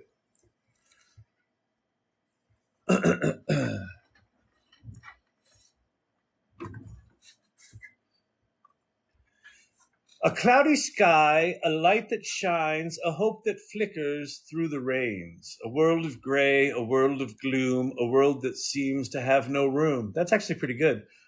For joy or hope or laughter bright, for anything that's worth the fight. But then the light, a ray of hope, glimmer in the darkest cope. It goes on and on. So it clearly saw what was in there. It wrote the poem. Again, these poems are bad, not so much because Bard's bad, because I gave it a really shitty prompt. Let's see. Let's make that a sonnet by Shakespeare. Let's see if it gets any more word fruitier. When the skies are gray and filled with rain, a ray of hope still doth remain. Though all around is filled with gloom, a light still shines, a beacon true. In darkest days, when all seems lost, there's a hope that is yet tossed upon the waves of time and tide, a hope that will never reside. It's not horrible, but it clearly sees it. Yeah, and then you can do whatever you want to do then. So there's two main options. Midjourney, you can kind of remix by having it describe the image, and then with these things, you can do kind of chat GPT stuff with an image. So hope that helps, Firefly. Firefly. All right. Meant to say art piece. What is Blue Willow? So Blue Willow's another, it's like Midjourney. It's just not as good, but it's free. So if you go to Blue Willow AI, it's bluewillow.ai. It's a free image generator. So you go to the website and then it'll point you to the Discord server. So you say, try it now for free. And then it'll point you to Discord. And then that's confusing as shit, because if you're not expecting to go to Discord, how would you know what the hell that is? But that's what's going on there. Tobias +1 watching. Oh, Laura Petty. You're Tobias's +1 watching on my own. Welcome, Laura. I understand you're coming to Denver. That's very cool. Yep, found it. Web Pilot plugins, bring out all the features in GPT-4. Yeah, so Firefly, when GPT-4, the first feature that they launched for it was Browse with Bing. It was connected to the internet, and then Browse with Bing was pulling content from behind Fortune magazine's paywall, and apparently they got pissed off about it, and they haven't brought it back since. That was like more than a month ago. So Web Pilot definitely makes GPT-4 better because it's ridiculous. But whatever. It's just we got to give these companies grace right now, because they are transforming all of what we do for all of the future. It's just a little shitty right now. Okay. I need the pompous one for hosting a meeting next month at work to keep people awake. Yeah, exactly. I mean, that's the thing. That's the other thing about these tools is, so it's actually a really good point, Mez, is a lot of companies right now are very skittery about this technology. One, because it's changing things. Two, because they don't necessarily trust the privacy and security, which they shouldn't. But also, a lot of employees are probably using these tools to kind of enhance their personal productivity and might not want work to know about it. There's a lot of there's a lot going on. So anything that you can do to demystify this stuff and kind of bring it out in the open and educate people. And if you use something entertaining like the pompous ass actor prompt, just to show people that, you can do creative, interesting things with this is probably not a bad thing to do.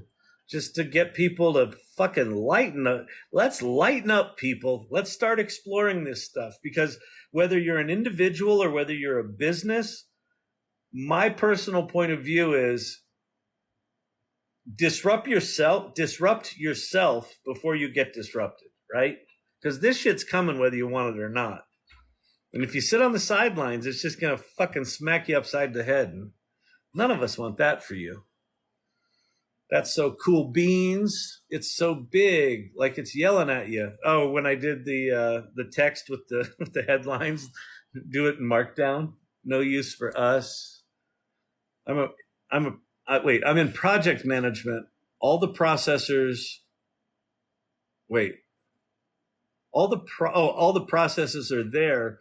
Just no clear way to implement AI. So Nick Critic, what I would say is, if you're still here, go check out futurepedia.io, because there are probably some project management tools in there.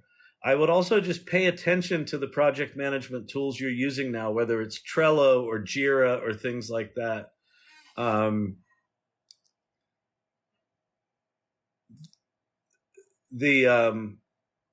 So almost all of those tools will likely be rolling these kind of things into the tools. So just pay attention to that. But the other thing you can do with project management is you can take little sub processes and you can figure out how you might be able to do them, faster or more efficiently. So either analyzing documents or doing call summaries, or next actions based on a meeting transcription. You can also use things like Zapier to do automations. So if you've got the same kind of thing you're doing over and over again, you might find specific things you can start to explore manually with these things. And then if you're doing them over and over again, you can automate them and kind of make your own tools.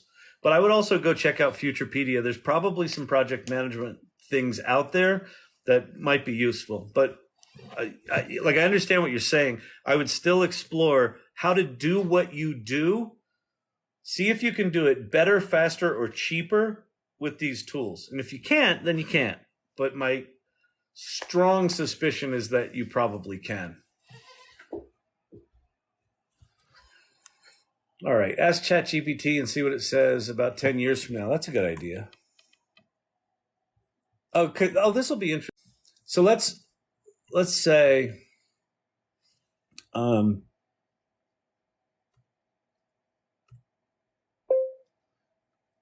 act as a futurist who understands the implications of machine learning, automation, and advanced AI technologies, period.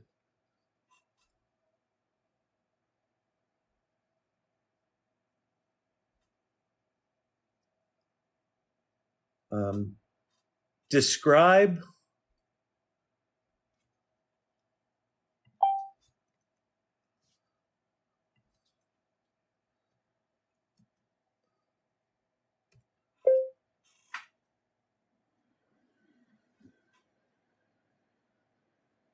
your best understanding of how things today are being impacted by machine learning and artificial intelligence, period.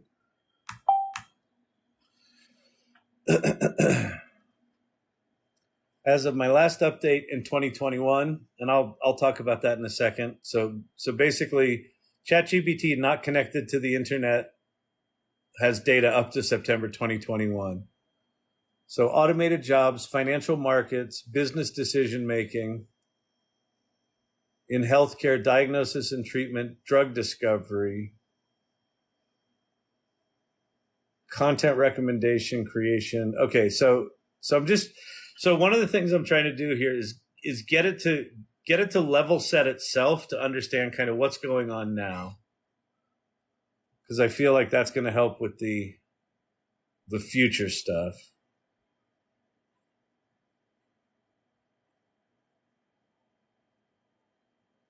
Projecting forward, as AI and ML continue to evolve, we can expect deeper integration into our daily lives, making many processes more efficient. There will be a further blurring of the lines between human and machine collaboration. Shift in the job market will likely continue. Ethical considerations will play a larger role. And then symbolic relationship between humans and AI will likely be a focal area. Okay, so let's say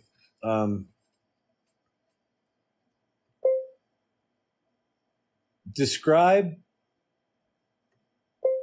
Describe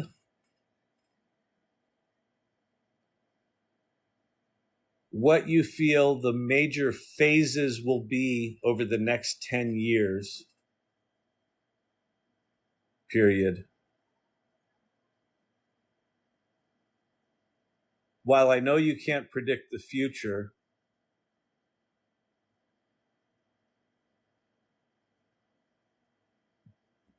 share the implications,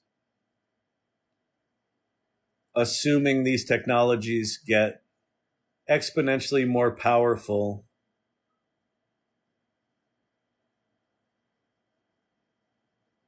on a 5-year curve. Let's see if it comes up with interesting phases. 2023 to 2028, integration and specialization, deep integration, specialized AI systems, healthcare revolution, personalized medicine will become a norm. So this is 5 years out. This is phase 1. Robust natural interaction. AI systems will understand and generate human language with exceptional proficiency, making interactions feel natural and intuitive. That feels right to me. Entertainment evolution. Virtual and augmented reality experiences will be powered by AI, creating deeply immersive interactive worlds. That feels more like 10 years than 5 to me, but whatever. The line between technology and daily life will blur even further. Okay, so phase 1 is integration and specialization.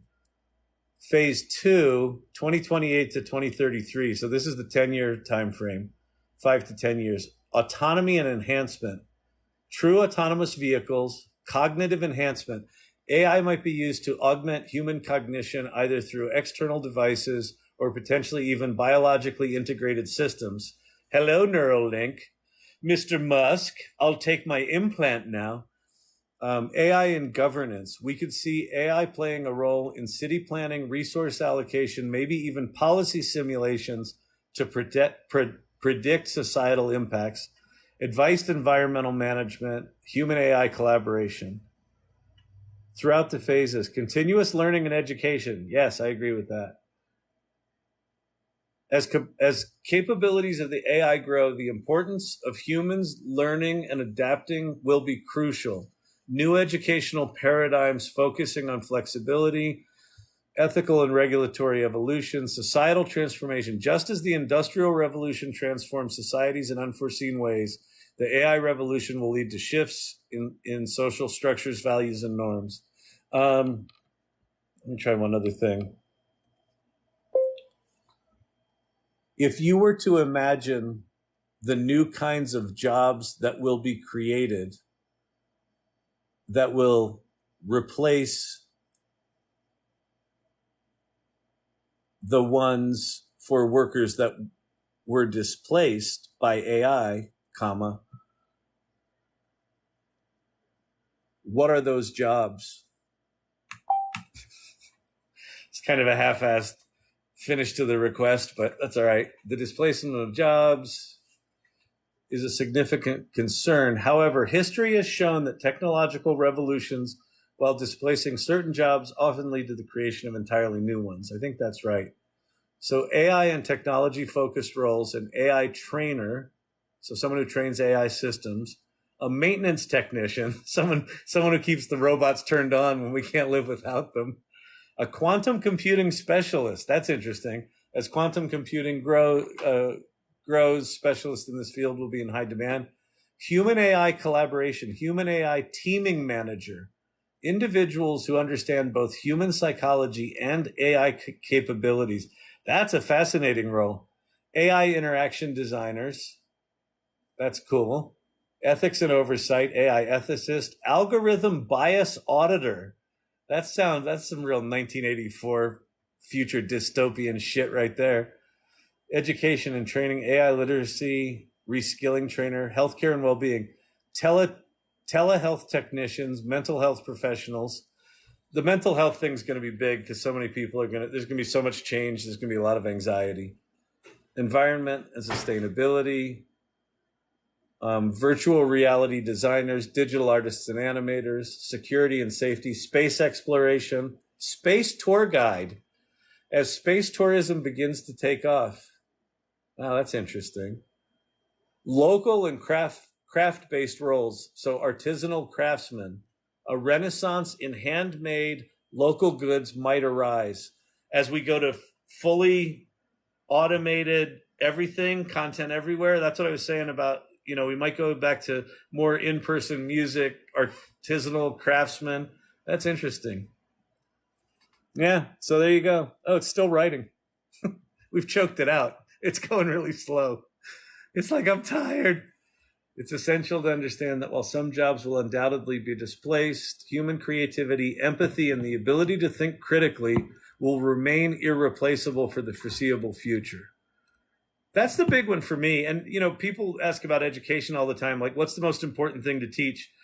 For me, it's critical thinking, because I think that's the one thing that remains in the purview of humans, where it's our power center, but it's also, we get to choose how to deploy these machines, and we get to choose, how we're going to use them to augment what we do. That requires critical thinking. So that feels like that gets way more important over the next decade.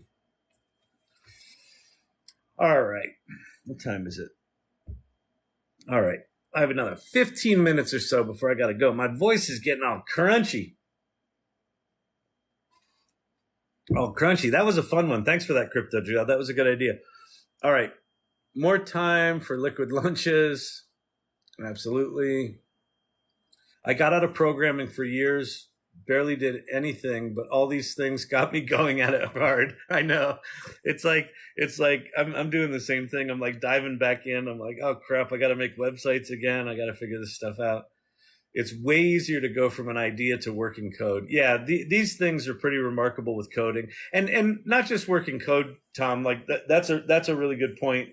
That it's easier to get to working code, but it's really easy to get to sort of a working level of all sorts of things: marketing, copy, strategies, images, just all the outputs. You can get to some like 80% interesting very, very quickly, and that changes everything.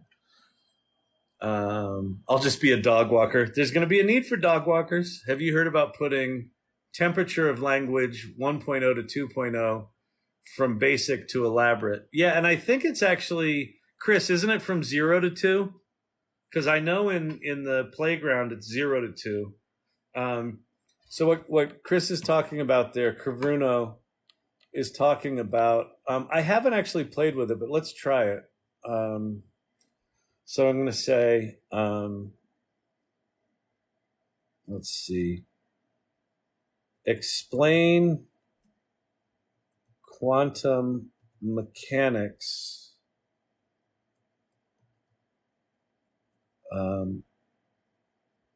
as if I were a 10-year-old. I forget how you do it. Is it set temperature to 0?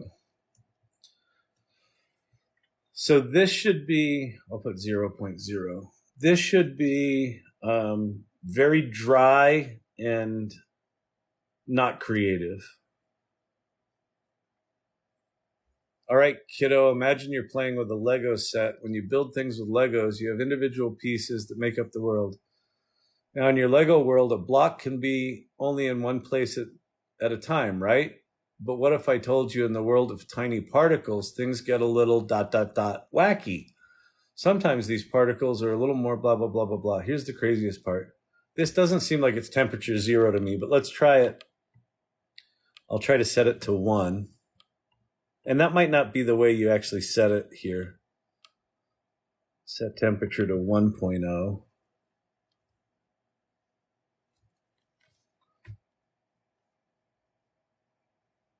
All right, buddy, let's imagine we're a super cool video game world.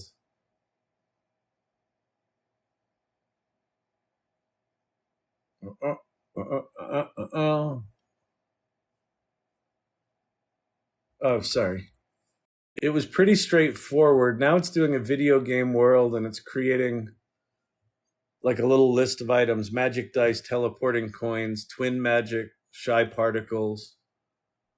It also added some little doodads here. So let me try now. Set it to 2.0. So what temperature is, for those that are wondering, is it's just basically, for lack of a better term, less creative to more creative.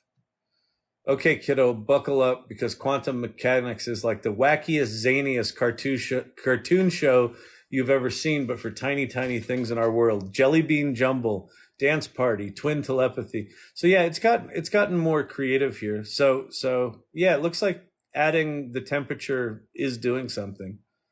I just put set temperature to 0.0 to 1.0 and 2.0. Yeah, that's interesting.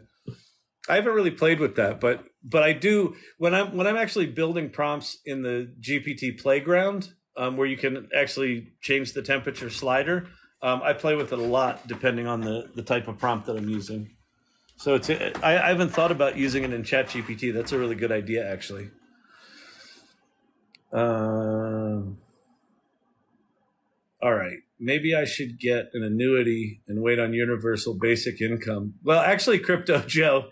I'm going to New York. I leave Sunday for New York, and I'm going to get my World ID. So I think I talked about this when you were on last night, Joe. But Sam Altman's new company is called WorldCoin, and his whole idea is to have that be a universal basic income platform, to redistribute some of the wealth generated by AI.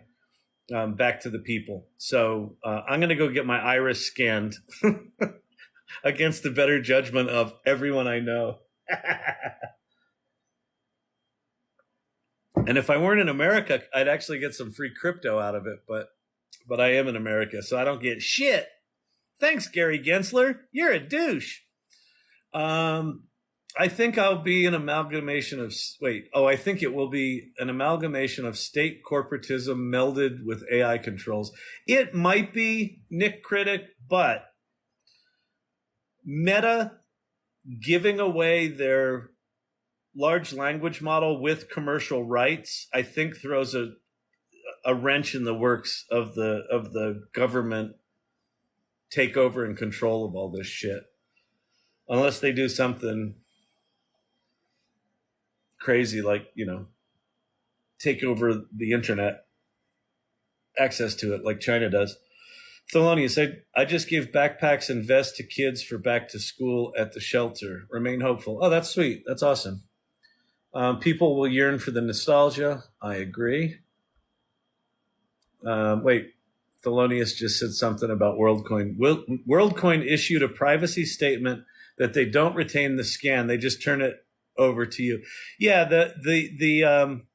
and that makes sense to me. Like, there's no reason for them to retain that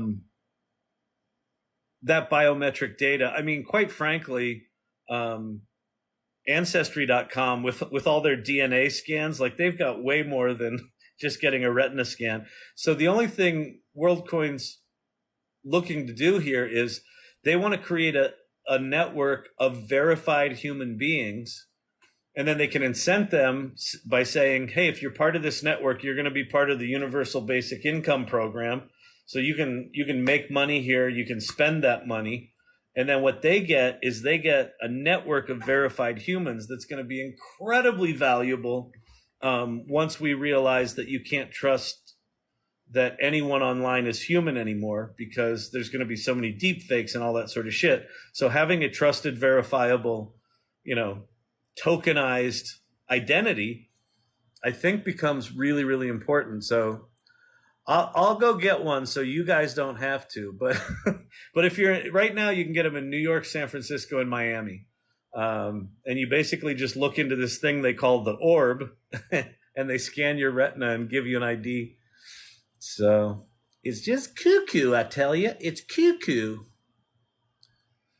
Kyle, I don't like to chat Bard, Claude don't do anything now. Wow, analyze controversial news docs. Oh, won't analyze controversial news docs. Oh, that's interesting. Yeah, Claude and Bard. The safety guardrails on these tools right now are a real pain in the ass. They really are. I lost where I was in the question, so I'm just going to skip down toward the bottom here because I don't have a ton of time left. All right. What if I ask AI to print out money? Will alarm bells go off? It probably just won't do it, or if it does do it, it'll just look like shit for now. But again, if the safety guardrails are frustrating you, go start exploring.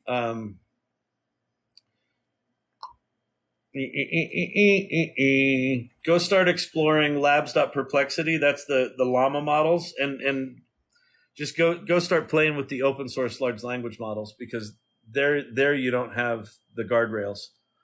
My friend owns an AI fleet management company. Oh, that's fascinating, actually. Like AI fleet management, I think anywhere where you've got incredibly complicated logistics, the AI stuff's just going to be fucking magic, and they're going to make a lot of money. You can make money with ChatGPT by automating complicated logistics. Yeah, I wonder what AI will do to online dating. Hopefully, it makes it better and helps people communicate. I mean, you might have a new kind of catfishing where the AI sort of coaches you to be more interesting than you might actually be, and you say all the right things, and then when you get together in person, you're like, the other person's like, is this the same person I was talking with online? It's probably not. That's pretty funny. But the other thing with the online dating, I think that virtual companionship is going to be a thing. I think it's going to actually be an important thing, and I don't think it's necessarily all bad. I know it's a little creepy and weird because we're not used to it, but there's a lot of lonely people, and I think that as these tools get more and more sophisticated, and the boundary between talking to a person and talking to a bot gets blurrier.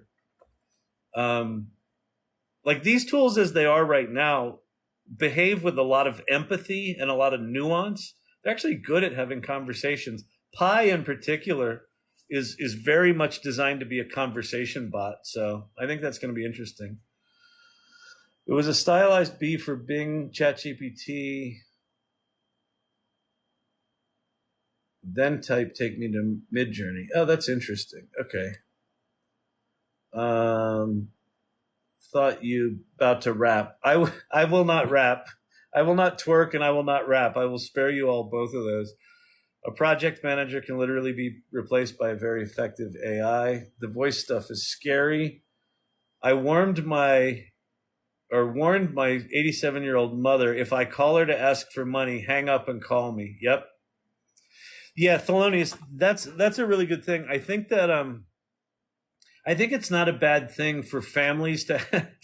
it's like I feel like families need to now have safe words, right? The safe word is Windex or whatever. Like if any of us call anyone else and ask for something weird, like you need to send me $2,000 right now, I'm in trouble.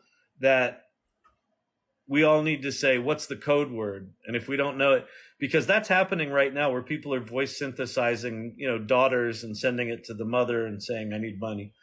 So yeah, that's a really good idea, Thelonious. My wife says I can watch you. Nate. Thanks, Nate. Is 11 Labs free? No, 11 Labs is not free and it's not super cheap, but it synthesizes your voice. If you want to experiment with it, the other thing you can do if you've got an iPhone is go get iOS 17 beta, and then in accessibility, there's a thing called personal voice. You can just play with that for free. Oh no, Thelonious. Nate Filipowski, you're lucky. My girlfriend's jealous of Kyle. Oh no. I bring him to the dinner table. I'm so sorry. That's bad for everyone involved. Oh my God. Claude reminds me of the book Lion Taming 101 by Claude Bales Balls. That's funny. Kyle, I don't like Chat Bard. Don't do anything now. Won't analyze. Yeah. Controversial news. Very handsome in your shirt today. It's a fancy shirt, and I got some sort of hair thing going on there. I just got it. His shirt is a bunch of toilet papers. It is. My kids love Teletubbies. They love you, I'm sure. Now you guys are just trolling me.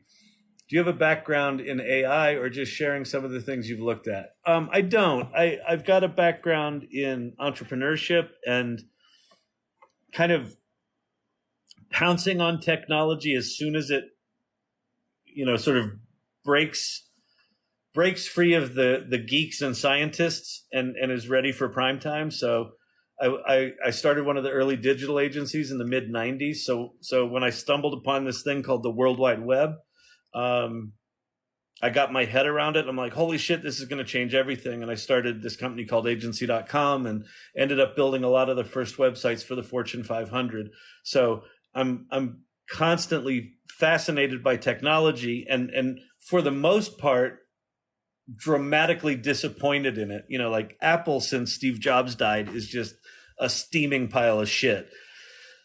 But then I look at, this AI stuff and I look at the Vision Pro that Apple just put out and it's like, okay, they're actually redefining a category and this generative AI stuff all of a sudden starts to look like the early days of the World Wide Web. So I feel like we're at the beginning of a new renaissance and this stuff is raw and janky duct tape pieces of shit, but it's profoundly powerful. And like the implications of this stuff are insane. So this stuff isn't going to look magic to the masses for probably 2 or 3 years. But if you're willing to put up with a little bit of the limitations of it right now, it's pretty fucking magic right now. And the other thing is, ChatGPT, when it launched, it got to 100 million users in 6 weeks. The World Wide Web, when it was launched, it took it 6 years to get to 100 million users. So the speed that this stuff is coming is absolutely fucking insane. So that's my background is in, I guess applied use of technology rather than developing the technology. There's something about me, like once I get passionate about something, I got to figure out how it works. So like I've learned enough about how it works, what it does, how it does it, why it hallucinates, so that I can start to think about how might we use it? How might it be used? How is it going to transform things? And boy, this is nuts. Like I felt like with the early days of the web, that was pretty easy to see what it was going to do and what the future looked like. This stuff is much harder because it's so much more sophisticated. Hello from Mallorca, Spain. Oh, it looks like I might have hung. It just said I lost connection. Double tap the screen, make the hearts go. If you can still hear me. Let me see if I'm actually hung. I might be hung. Oh my, please. Okay, great. Tobias, oh my, please quickly repeat what you just did with the mid. I wouldn't go back and show something like this, but you're pretty cool, so I'll do it for you. So basically, when you're in Discord, thank you for the rose. I like a rose. A rose by any other name would smell as sweet.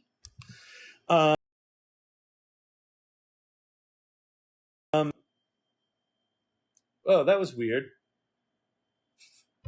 Can you still hear me?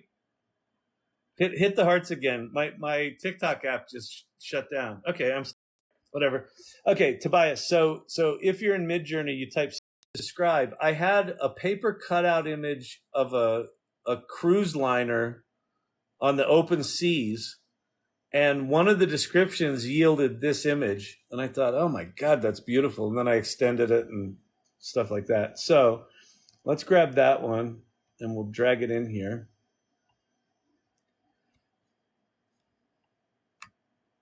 Wait, did it? brought the image in. Hang on. I think I messed something up there. Oh, yeah, I did. Image too large. Yeah, because it wasn't an image, you dum-dum. Okay. Hang on. Describe.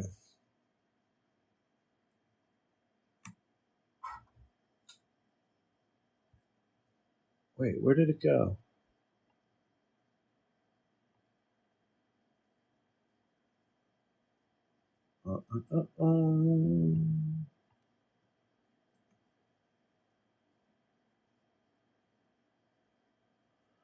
Oh, I lost my VW bus.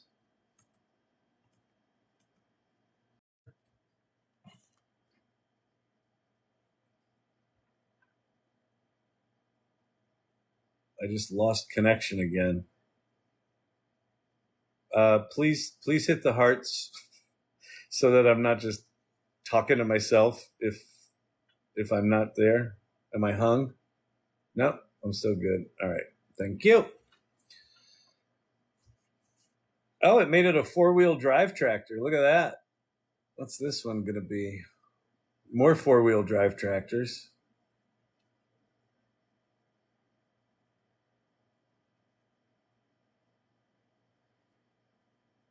I mean, again, what's nice about this approach where you have it analyze an image and then give you a prompt and generate an image out of that. It's a way that you can do creative ideation. Like you don't have to really think about it. You're just kind of remixing, from idea to idea to idea. It's like playing a game of telephone with images. Like those are pretty cool. That one on the bottom right's pretty bitchin'. So. This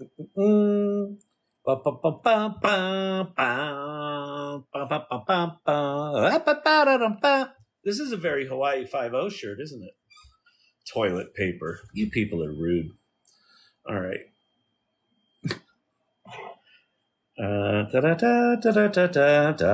Does Bard create images as well? It does not create images, but Bing does. So if I go to Bing,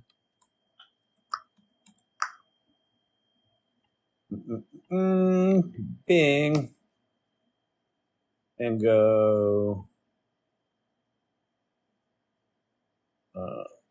make me an image of a jet-powered tractor. Then it will. So that's Bing. Bing, bing, bing, bing, bing.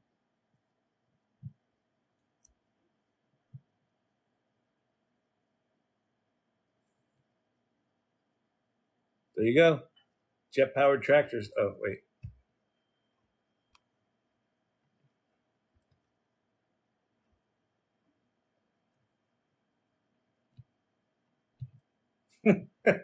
That's actually pretty cool.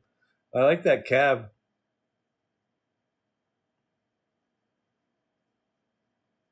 Go build one of these. Oh, that's one of the other things that I'm actually really excited about. So I think we're like right now all this stuff is just images and things like that. But if you look at something like that, when builders start getting their hands around these tools, they're going to generate some crap in Midjourney or in Bing, something like this, and they're going to be like, you know what? I'm going to go build that. Or someone's going to do it with furniture design or interior design or architecture or product design. I think we're probably in the next 2 to 3 years, we're going to start seeing just absolutely wild design trends because they're going to be inspired by a lot of this stuff. That's actually really exciting to me.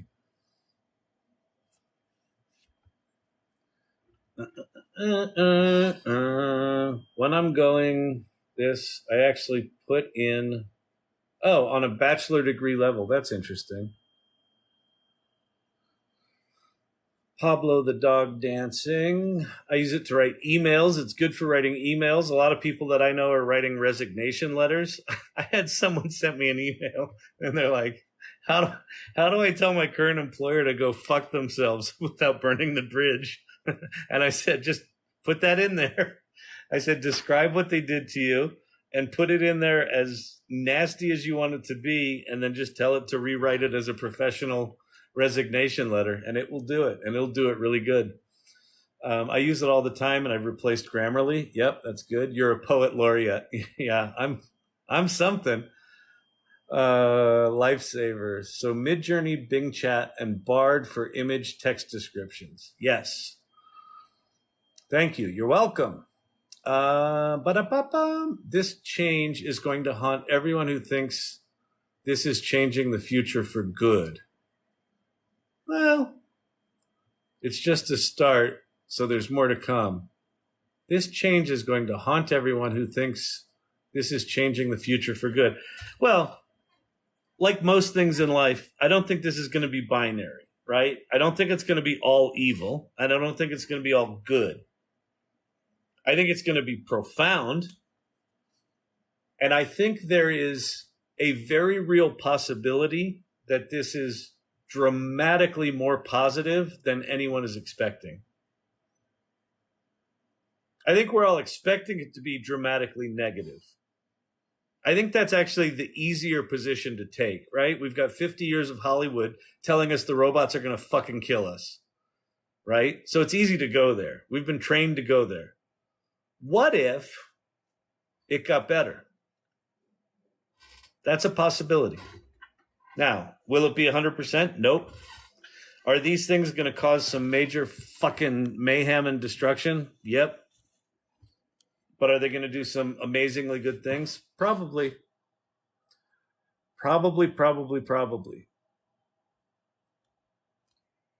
And again, here's the thing. Like, I feel like it's pointless to speculate on how good or evil these are right now. I feel like the only thing that's relevant to do right now is play, explore, learn what these things are good at, learn what they're bad at, figure out how to apply them for good now.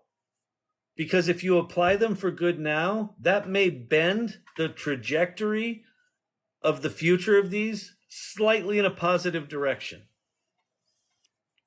So, like, probably the thing that frustrates me the most right now is people who are speculating about the future who are not actually using the tools. That just seems fucking asinine to me.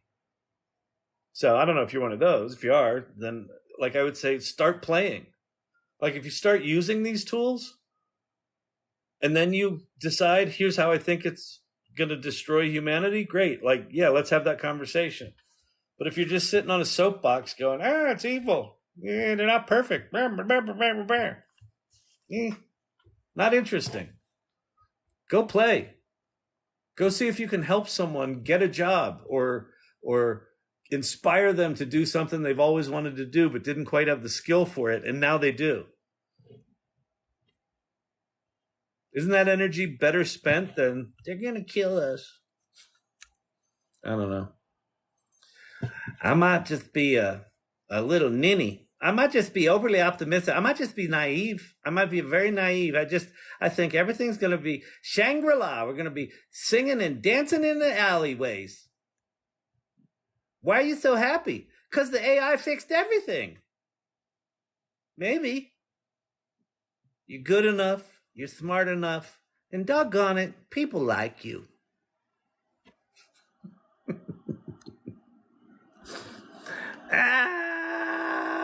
Wow, great prompts. I think that was when I was writing shitty prompts. Thank you for trolling me. It's nice. I don't think anyone in government is smart enough to do that. Yeah, I agree. I think, the government, they don't understand what Wi-Fi is. How are they going to deal with this shit? How did the meeting presentation go for you? I don't know which one it was. I haven't gone to New York. I leave for New York next Sunday. That's the one where I'll find out if we got this job that I'm looking to hopefully get. 3 jobs, actually. That 5-year future prompt was powerful. Yeah, that was pretty cool, wasn't it? DIY in many areas will expand from accounting to tax filing to litigation, defense, and education. Yeah. Oh, DIY in many areas. Yeah, exactly. I mean, if you think about any profession any profession that leverages the complexity of the world, right? So tax preparer, accountant, like all the ones that you say here, right? Litigation defense, education, a lot of the things where you've got someone who's taken a lot of years to learn all the noogly details of an overcomplicated system, and it's their job to make sense of that complicated shit for regular human beings. This stuff can now do that, or will be able to, right? If it's not 100% there now, it will be able. Like that's where these things are headed. They can do the really complicated shit like that. So think any job where the purpose of the human being is to simplify the complicated. Those positions likely go away. But you can't replace me. I've been studying tax for 20 years. Okay. This can read all of the tax code for the last 100 years and know every piece of it. Here's a fascinating thought experiment. So right now, you got your rich fellers, right? Your billionaires. And what do your billionaires do? Your billionaires hire these super smart people that know all the tax code and hire all these minions to go figure out all the possible loopholes for how they can get their money into foreign bank accounts and this and that I wouldn't call it tax evasion. I would just call it taking advantage of the tax code of the United States of America. Well, what happens when instead of 0.002% of the population being able to take advantage of those complicated loopholes, 30% of us can take advantage of that because we're now using these tools to take advantage of that? What happens then? I think laws change. I think laws will change. when because that's going to fuck with some revenue. That's going to fuck with some taxes. Man, shit's going to change. Shit's going to go down. We can't have the people possibly understanding what we've been doing for 100 years. That would be bad. Those are my laws. Where's my jet? What LLM are you using tonight? I think mostly what I've been using tonight is ChatGPT. ChatGPT, you can make money with ChatGPT. Sorry if this is sorry if this is moronic. Nothing's moronic. I'm new. I didn't realize GPT remembers your previous prompts for how long. That's actually a great question. So what's your name? Forever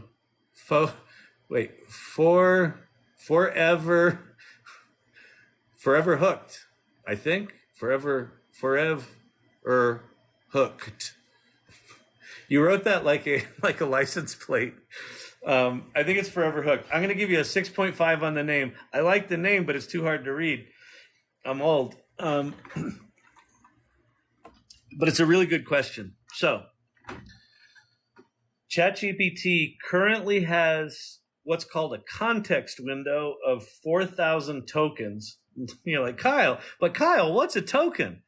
Doesn't fucking matter. It's what geeks call, it's how they measure how many elements they're processing. So tokens include punctuation and spaces. So 4,000 tokens equals about 3,000 words. So think like 3/4 of the amount of tokens is how many words you can have. So ChatGPT right now has a context window, a memory in a single chat session of about 3,000 words. So what that means is when I start typing and I say the thing I was doing about the future of AI, do you understand this? And it said, yes, I understand this. So as long as that's all of that conversation is within 3,000 words, it'll remember it and it'll be responding in context. A lot of times what happens is you keep talking with it, and like as the older stuff goes outside of that context window, it forgets it.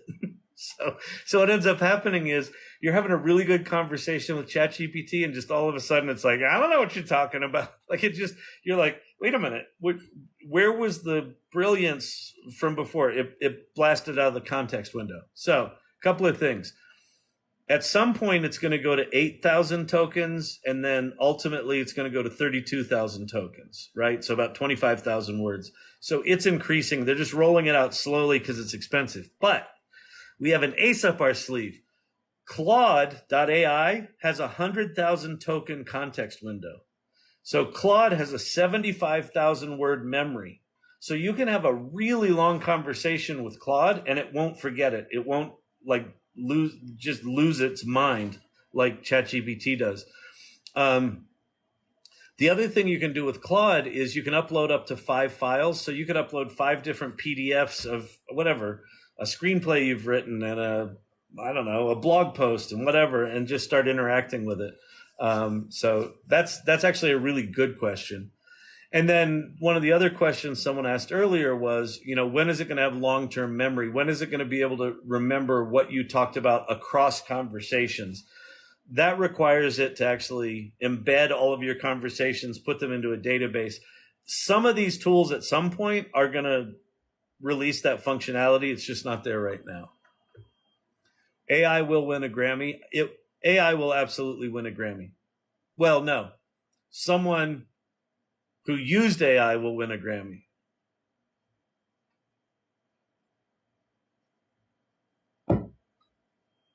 You can lead a horse to water. Where is the list? I don't know which list you're talking about. Critical thinking skills will always be lacking. That's interesting. I think they're increasingly important. I'd love a copy of that list of jobs as seen by ChatGPT. I wonder where I can put that.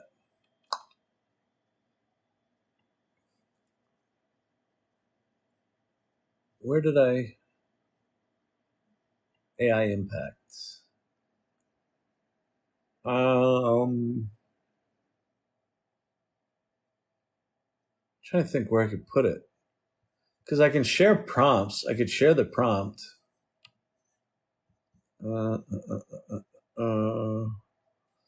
I'll think about that. Silver Fox, if you think of actually, Silver Fox, if you want, DM me and I can send you that list.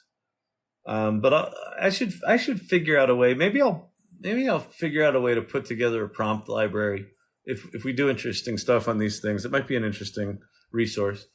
This is one of the most fascinating conversations I've heard on TikTok. Thank you. Oh, thank you very much, Maz. I appreciate that. How will ChatGPT cause and affect the undisclosed tech physics understanding in the next 10 years? How will ChatGPT? Oh, that's an interesting one. Hot on the heels of LK99. And we've got UFOs that can do 80,000 miles an hour and turn on a dime without smashing the people inside. I'm going to do it in the same conversation as that other future. So let's see. How will LLMs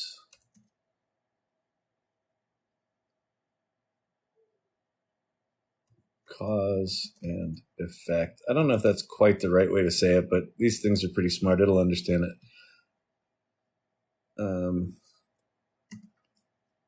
The undisclosed physics understandings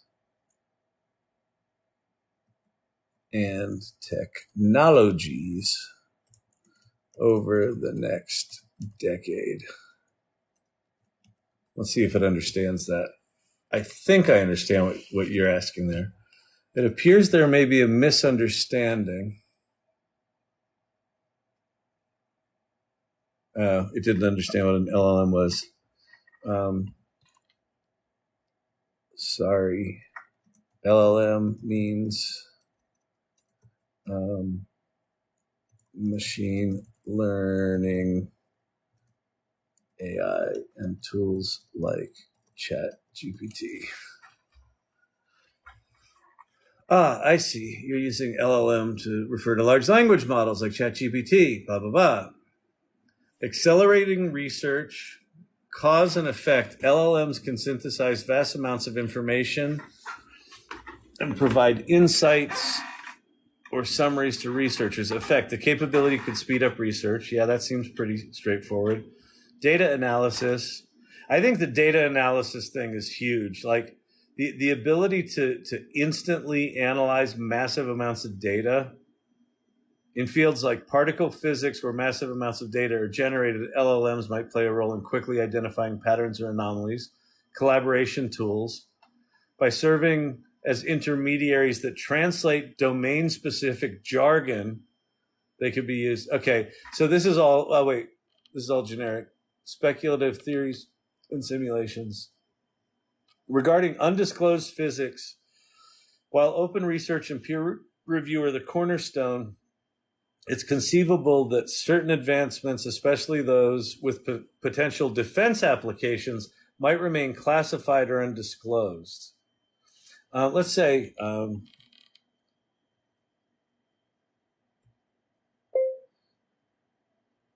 what about identifying and developing technologies that may threaten the current power structure? Period. How might AI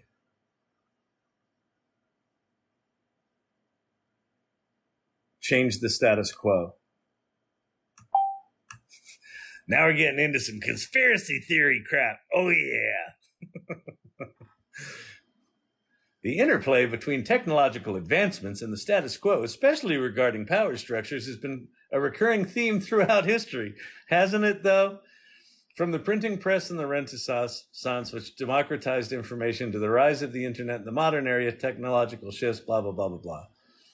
Democratizing information. The democratization could challenge gatekeepers of information, allowing a more informed citizenry. Well, they're sort of handling that by getting us all to fight each other. So that they seem to be handling right now. Grassroots movements could empower smaller groups to have a louder voice. That I think is possible. It's actually fascinating looking what's happening with the LK99 stuff right now, where smaller groups are trying to figure that shit out too. Changing economic models, bias and control, enhanced surveillance, AI and governance, decentralized AI development. I don't know. Some shit's gonna go down, I'll tell you that. Some shit is gonna go down. It's gonna happen. It's gonna happen. It's gonna happen. They're gonna turn the robots loose. It's gonna happen. It's gonna happen. It's gonna happen. I don't know if you know that, but it's gonna happen. It's gonna happen. All right. Retina scan to join. Iris, yes. It might be. I think it's Iris for the WorldCoin. WorldCoin issued a privacy statement. They're using. Oh wait, that was old. What? Why? TikTok? I don't understand what's going on. Silver Fox is out of here. Bye, Silver Fox. Emilio's wife showed up. Hey, Emilio's, what's happening? What's shaking?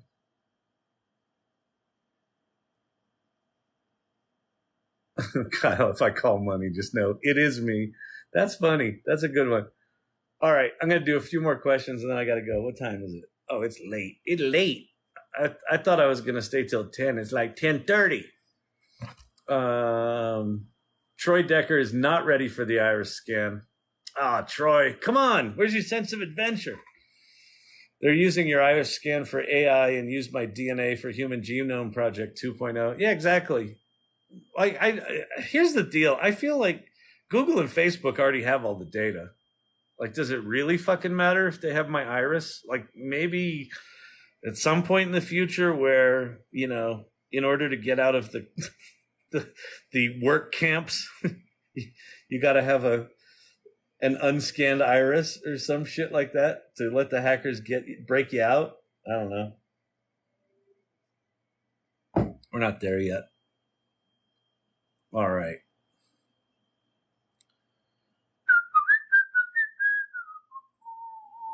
I got mine in San Francisco last week. Painless. Have you checked out Deep Dream Generator for image manipulation? No. What's Deep Dream Generator? Is it a dream thing? I do know some people that are using Midjourney to visualize dreams that they've had. They basically write their dreams out when they wake up and then put them in Midjourney, which I think that's a fascinating use case.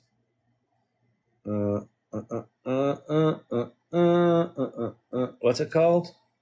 Deep Dream Generator. Deep Dream Generator.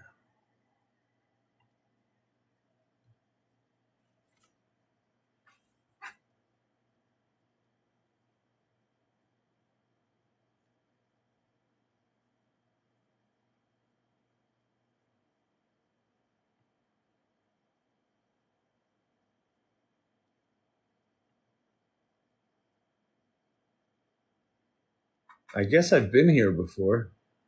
Generate. This looks like, I think this is just a web front end sitting on top of Stable Diffusion.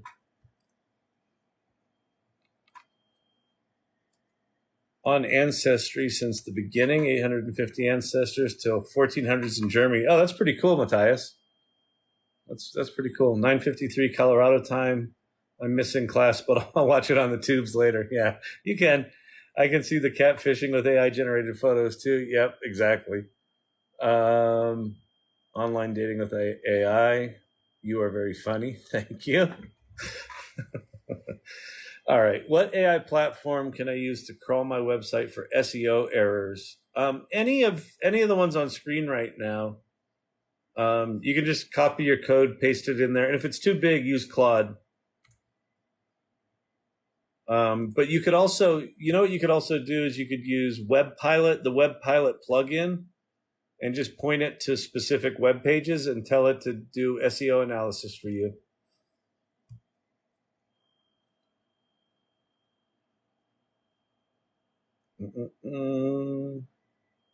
If only I could build me a boyfriend like Build-A-Bear. Have a family safe word. I know safe words have escaped the dungeon, and now they're good for families too. Smart idea to have a code word super smart. Yep, I think that's going to be necessary. What do you think about the Senate talking to the guy that was connected to the government and aliens? I don't know. I mean, I thought the fact that they held the hearing was interesting, but neither of the guys that were talking had any fucking evidence. It was all hearsay. I know someone that did something. Well, that's what they've we've heard that for fucking decades. Like it was a more impressive venue than what we've heard before, but it was the same shit. I lost the keys to my car. Your connection is spotty. I know. No, I can't hear you. Internet is lagging bad. I know. All right. Listen, I love VW buses. Oh, I'm very far behind. I don't even know where I am in the comments. I'll look at some bottom ones here. Deep Dream Generator.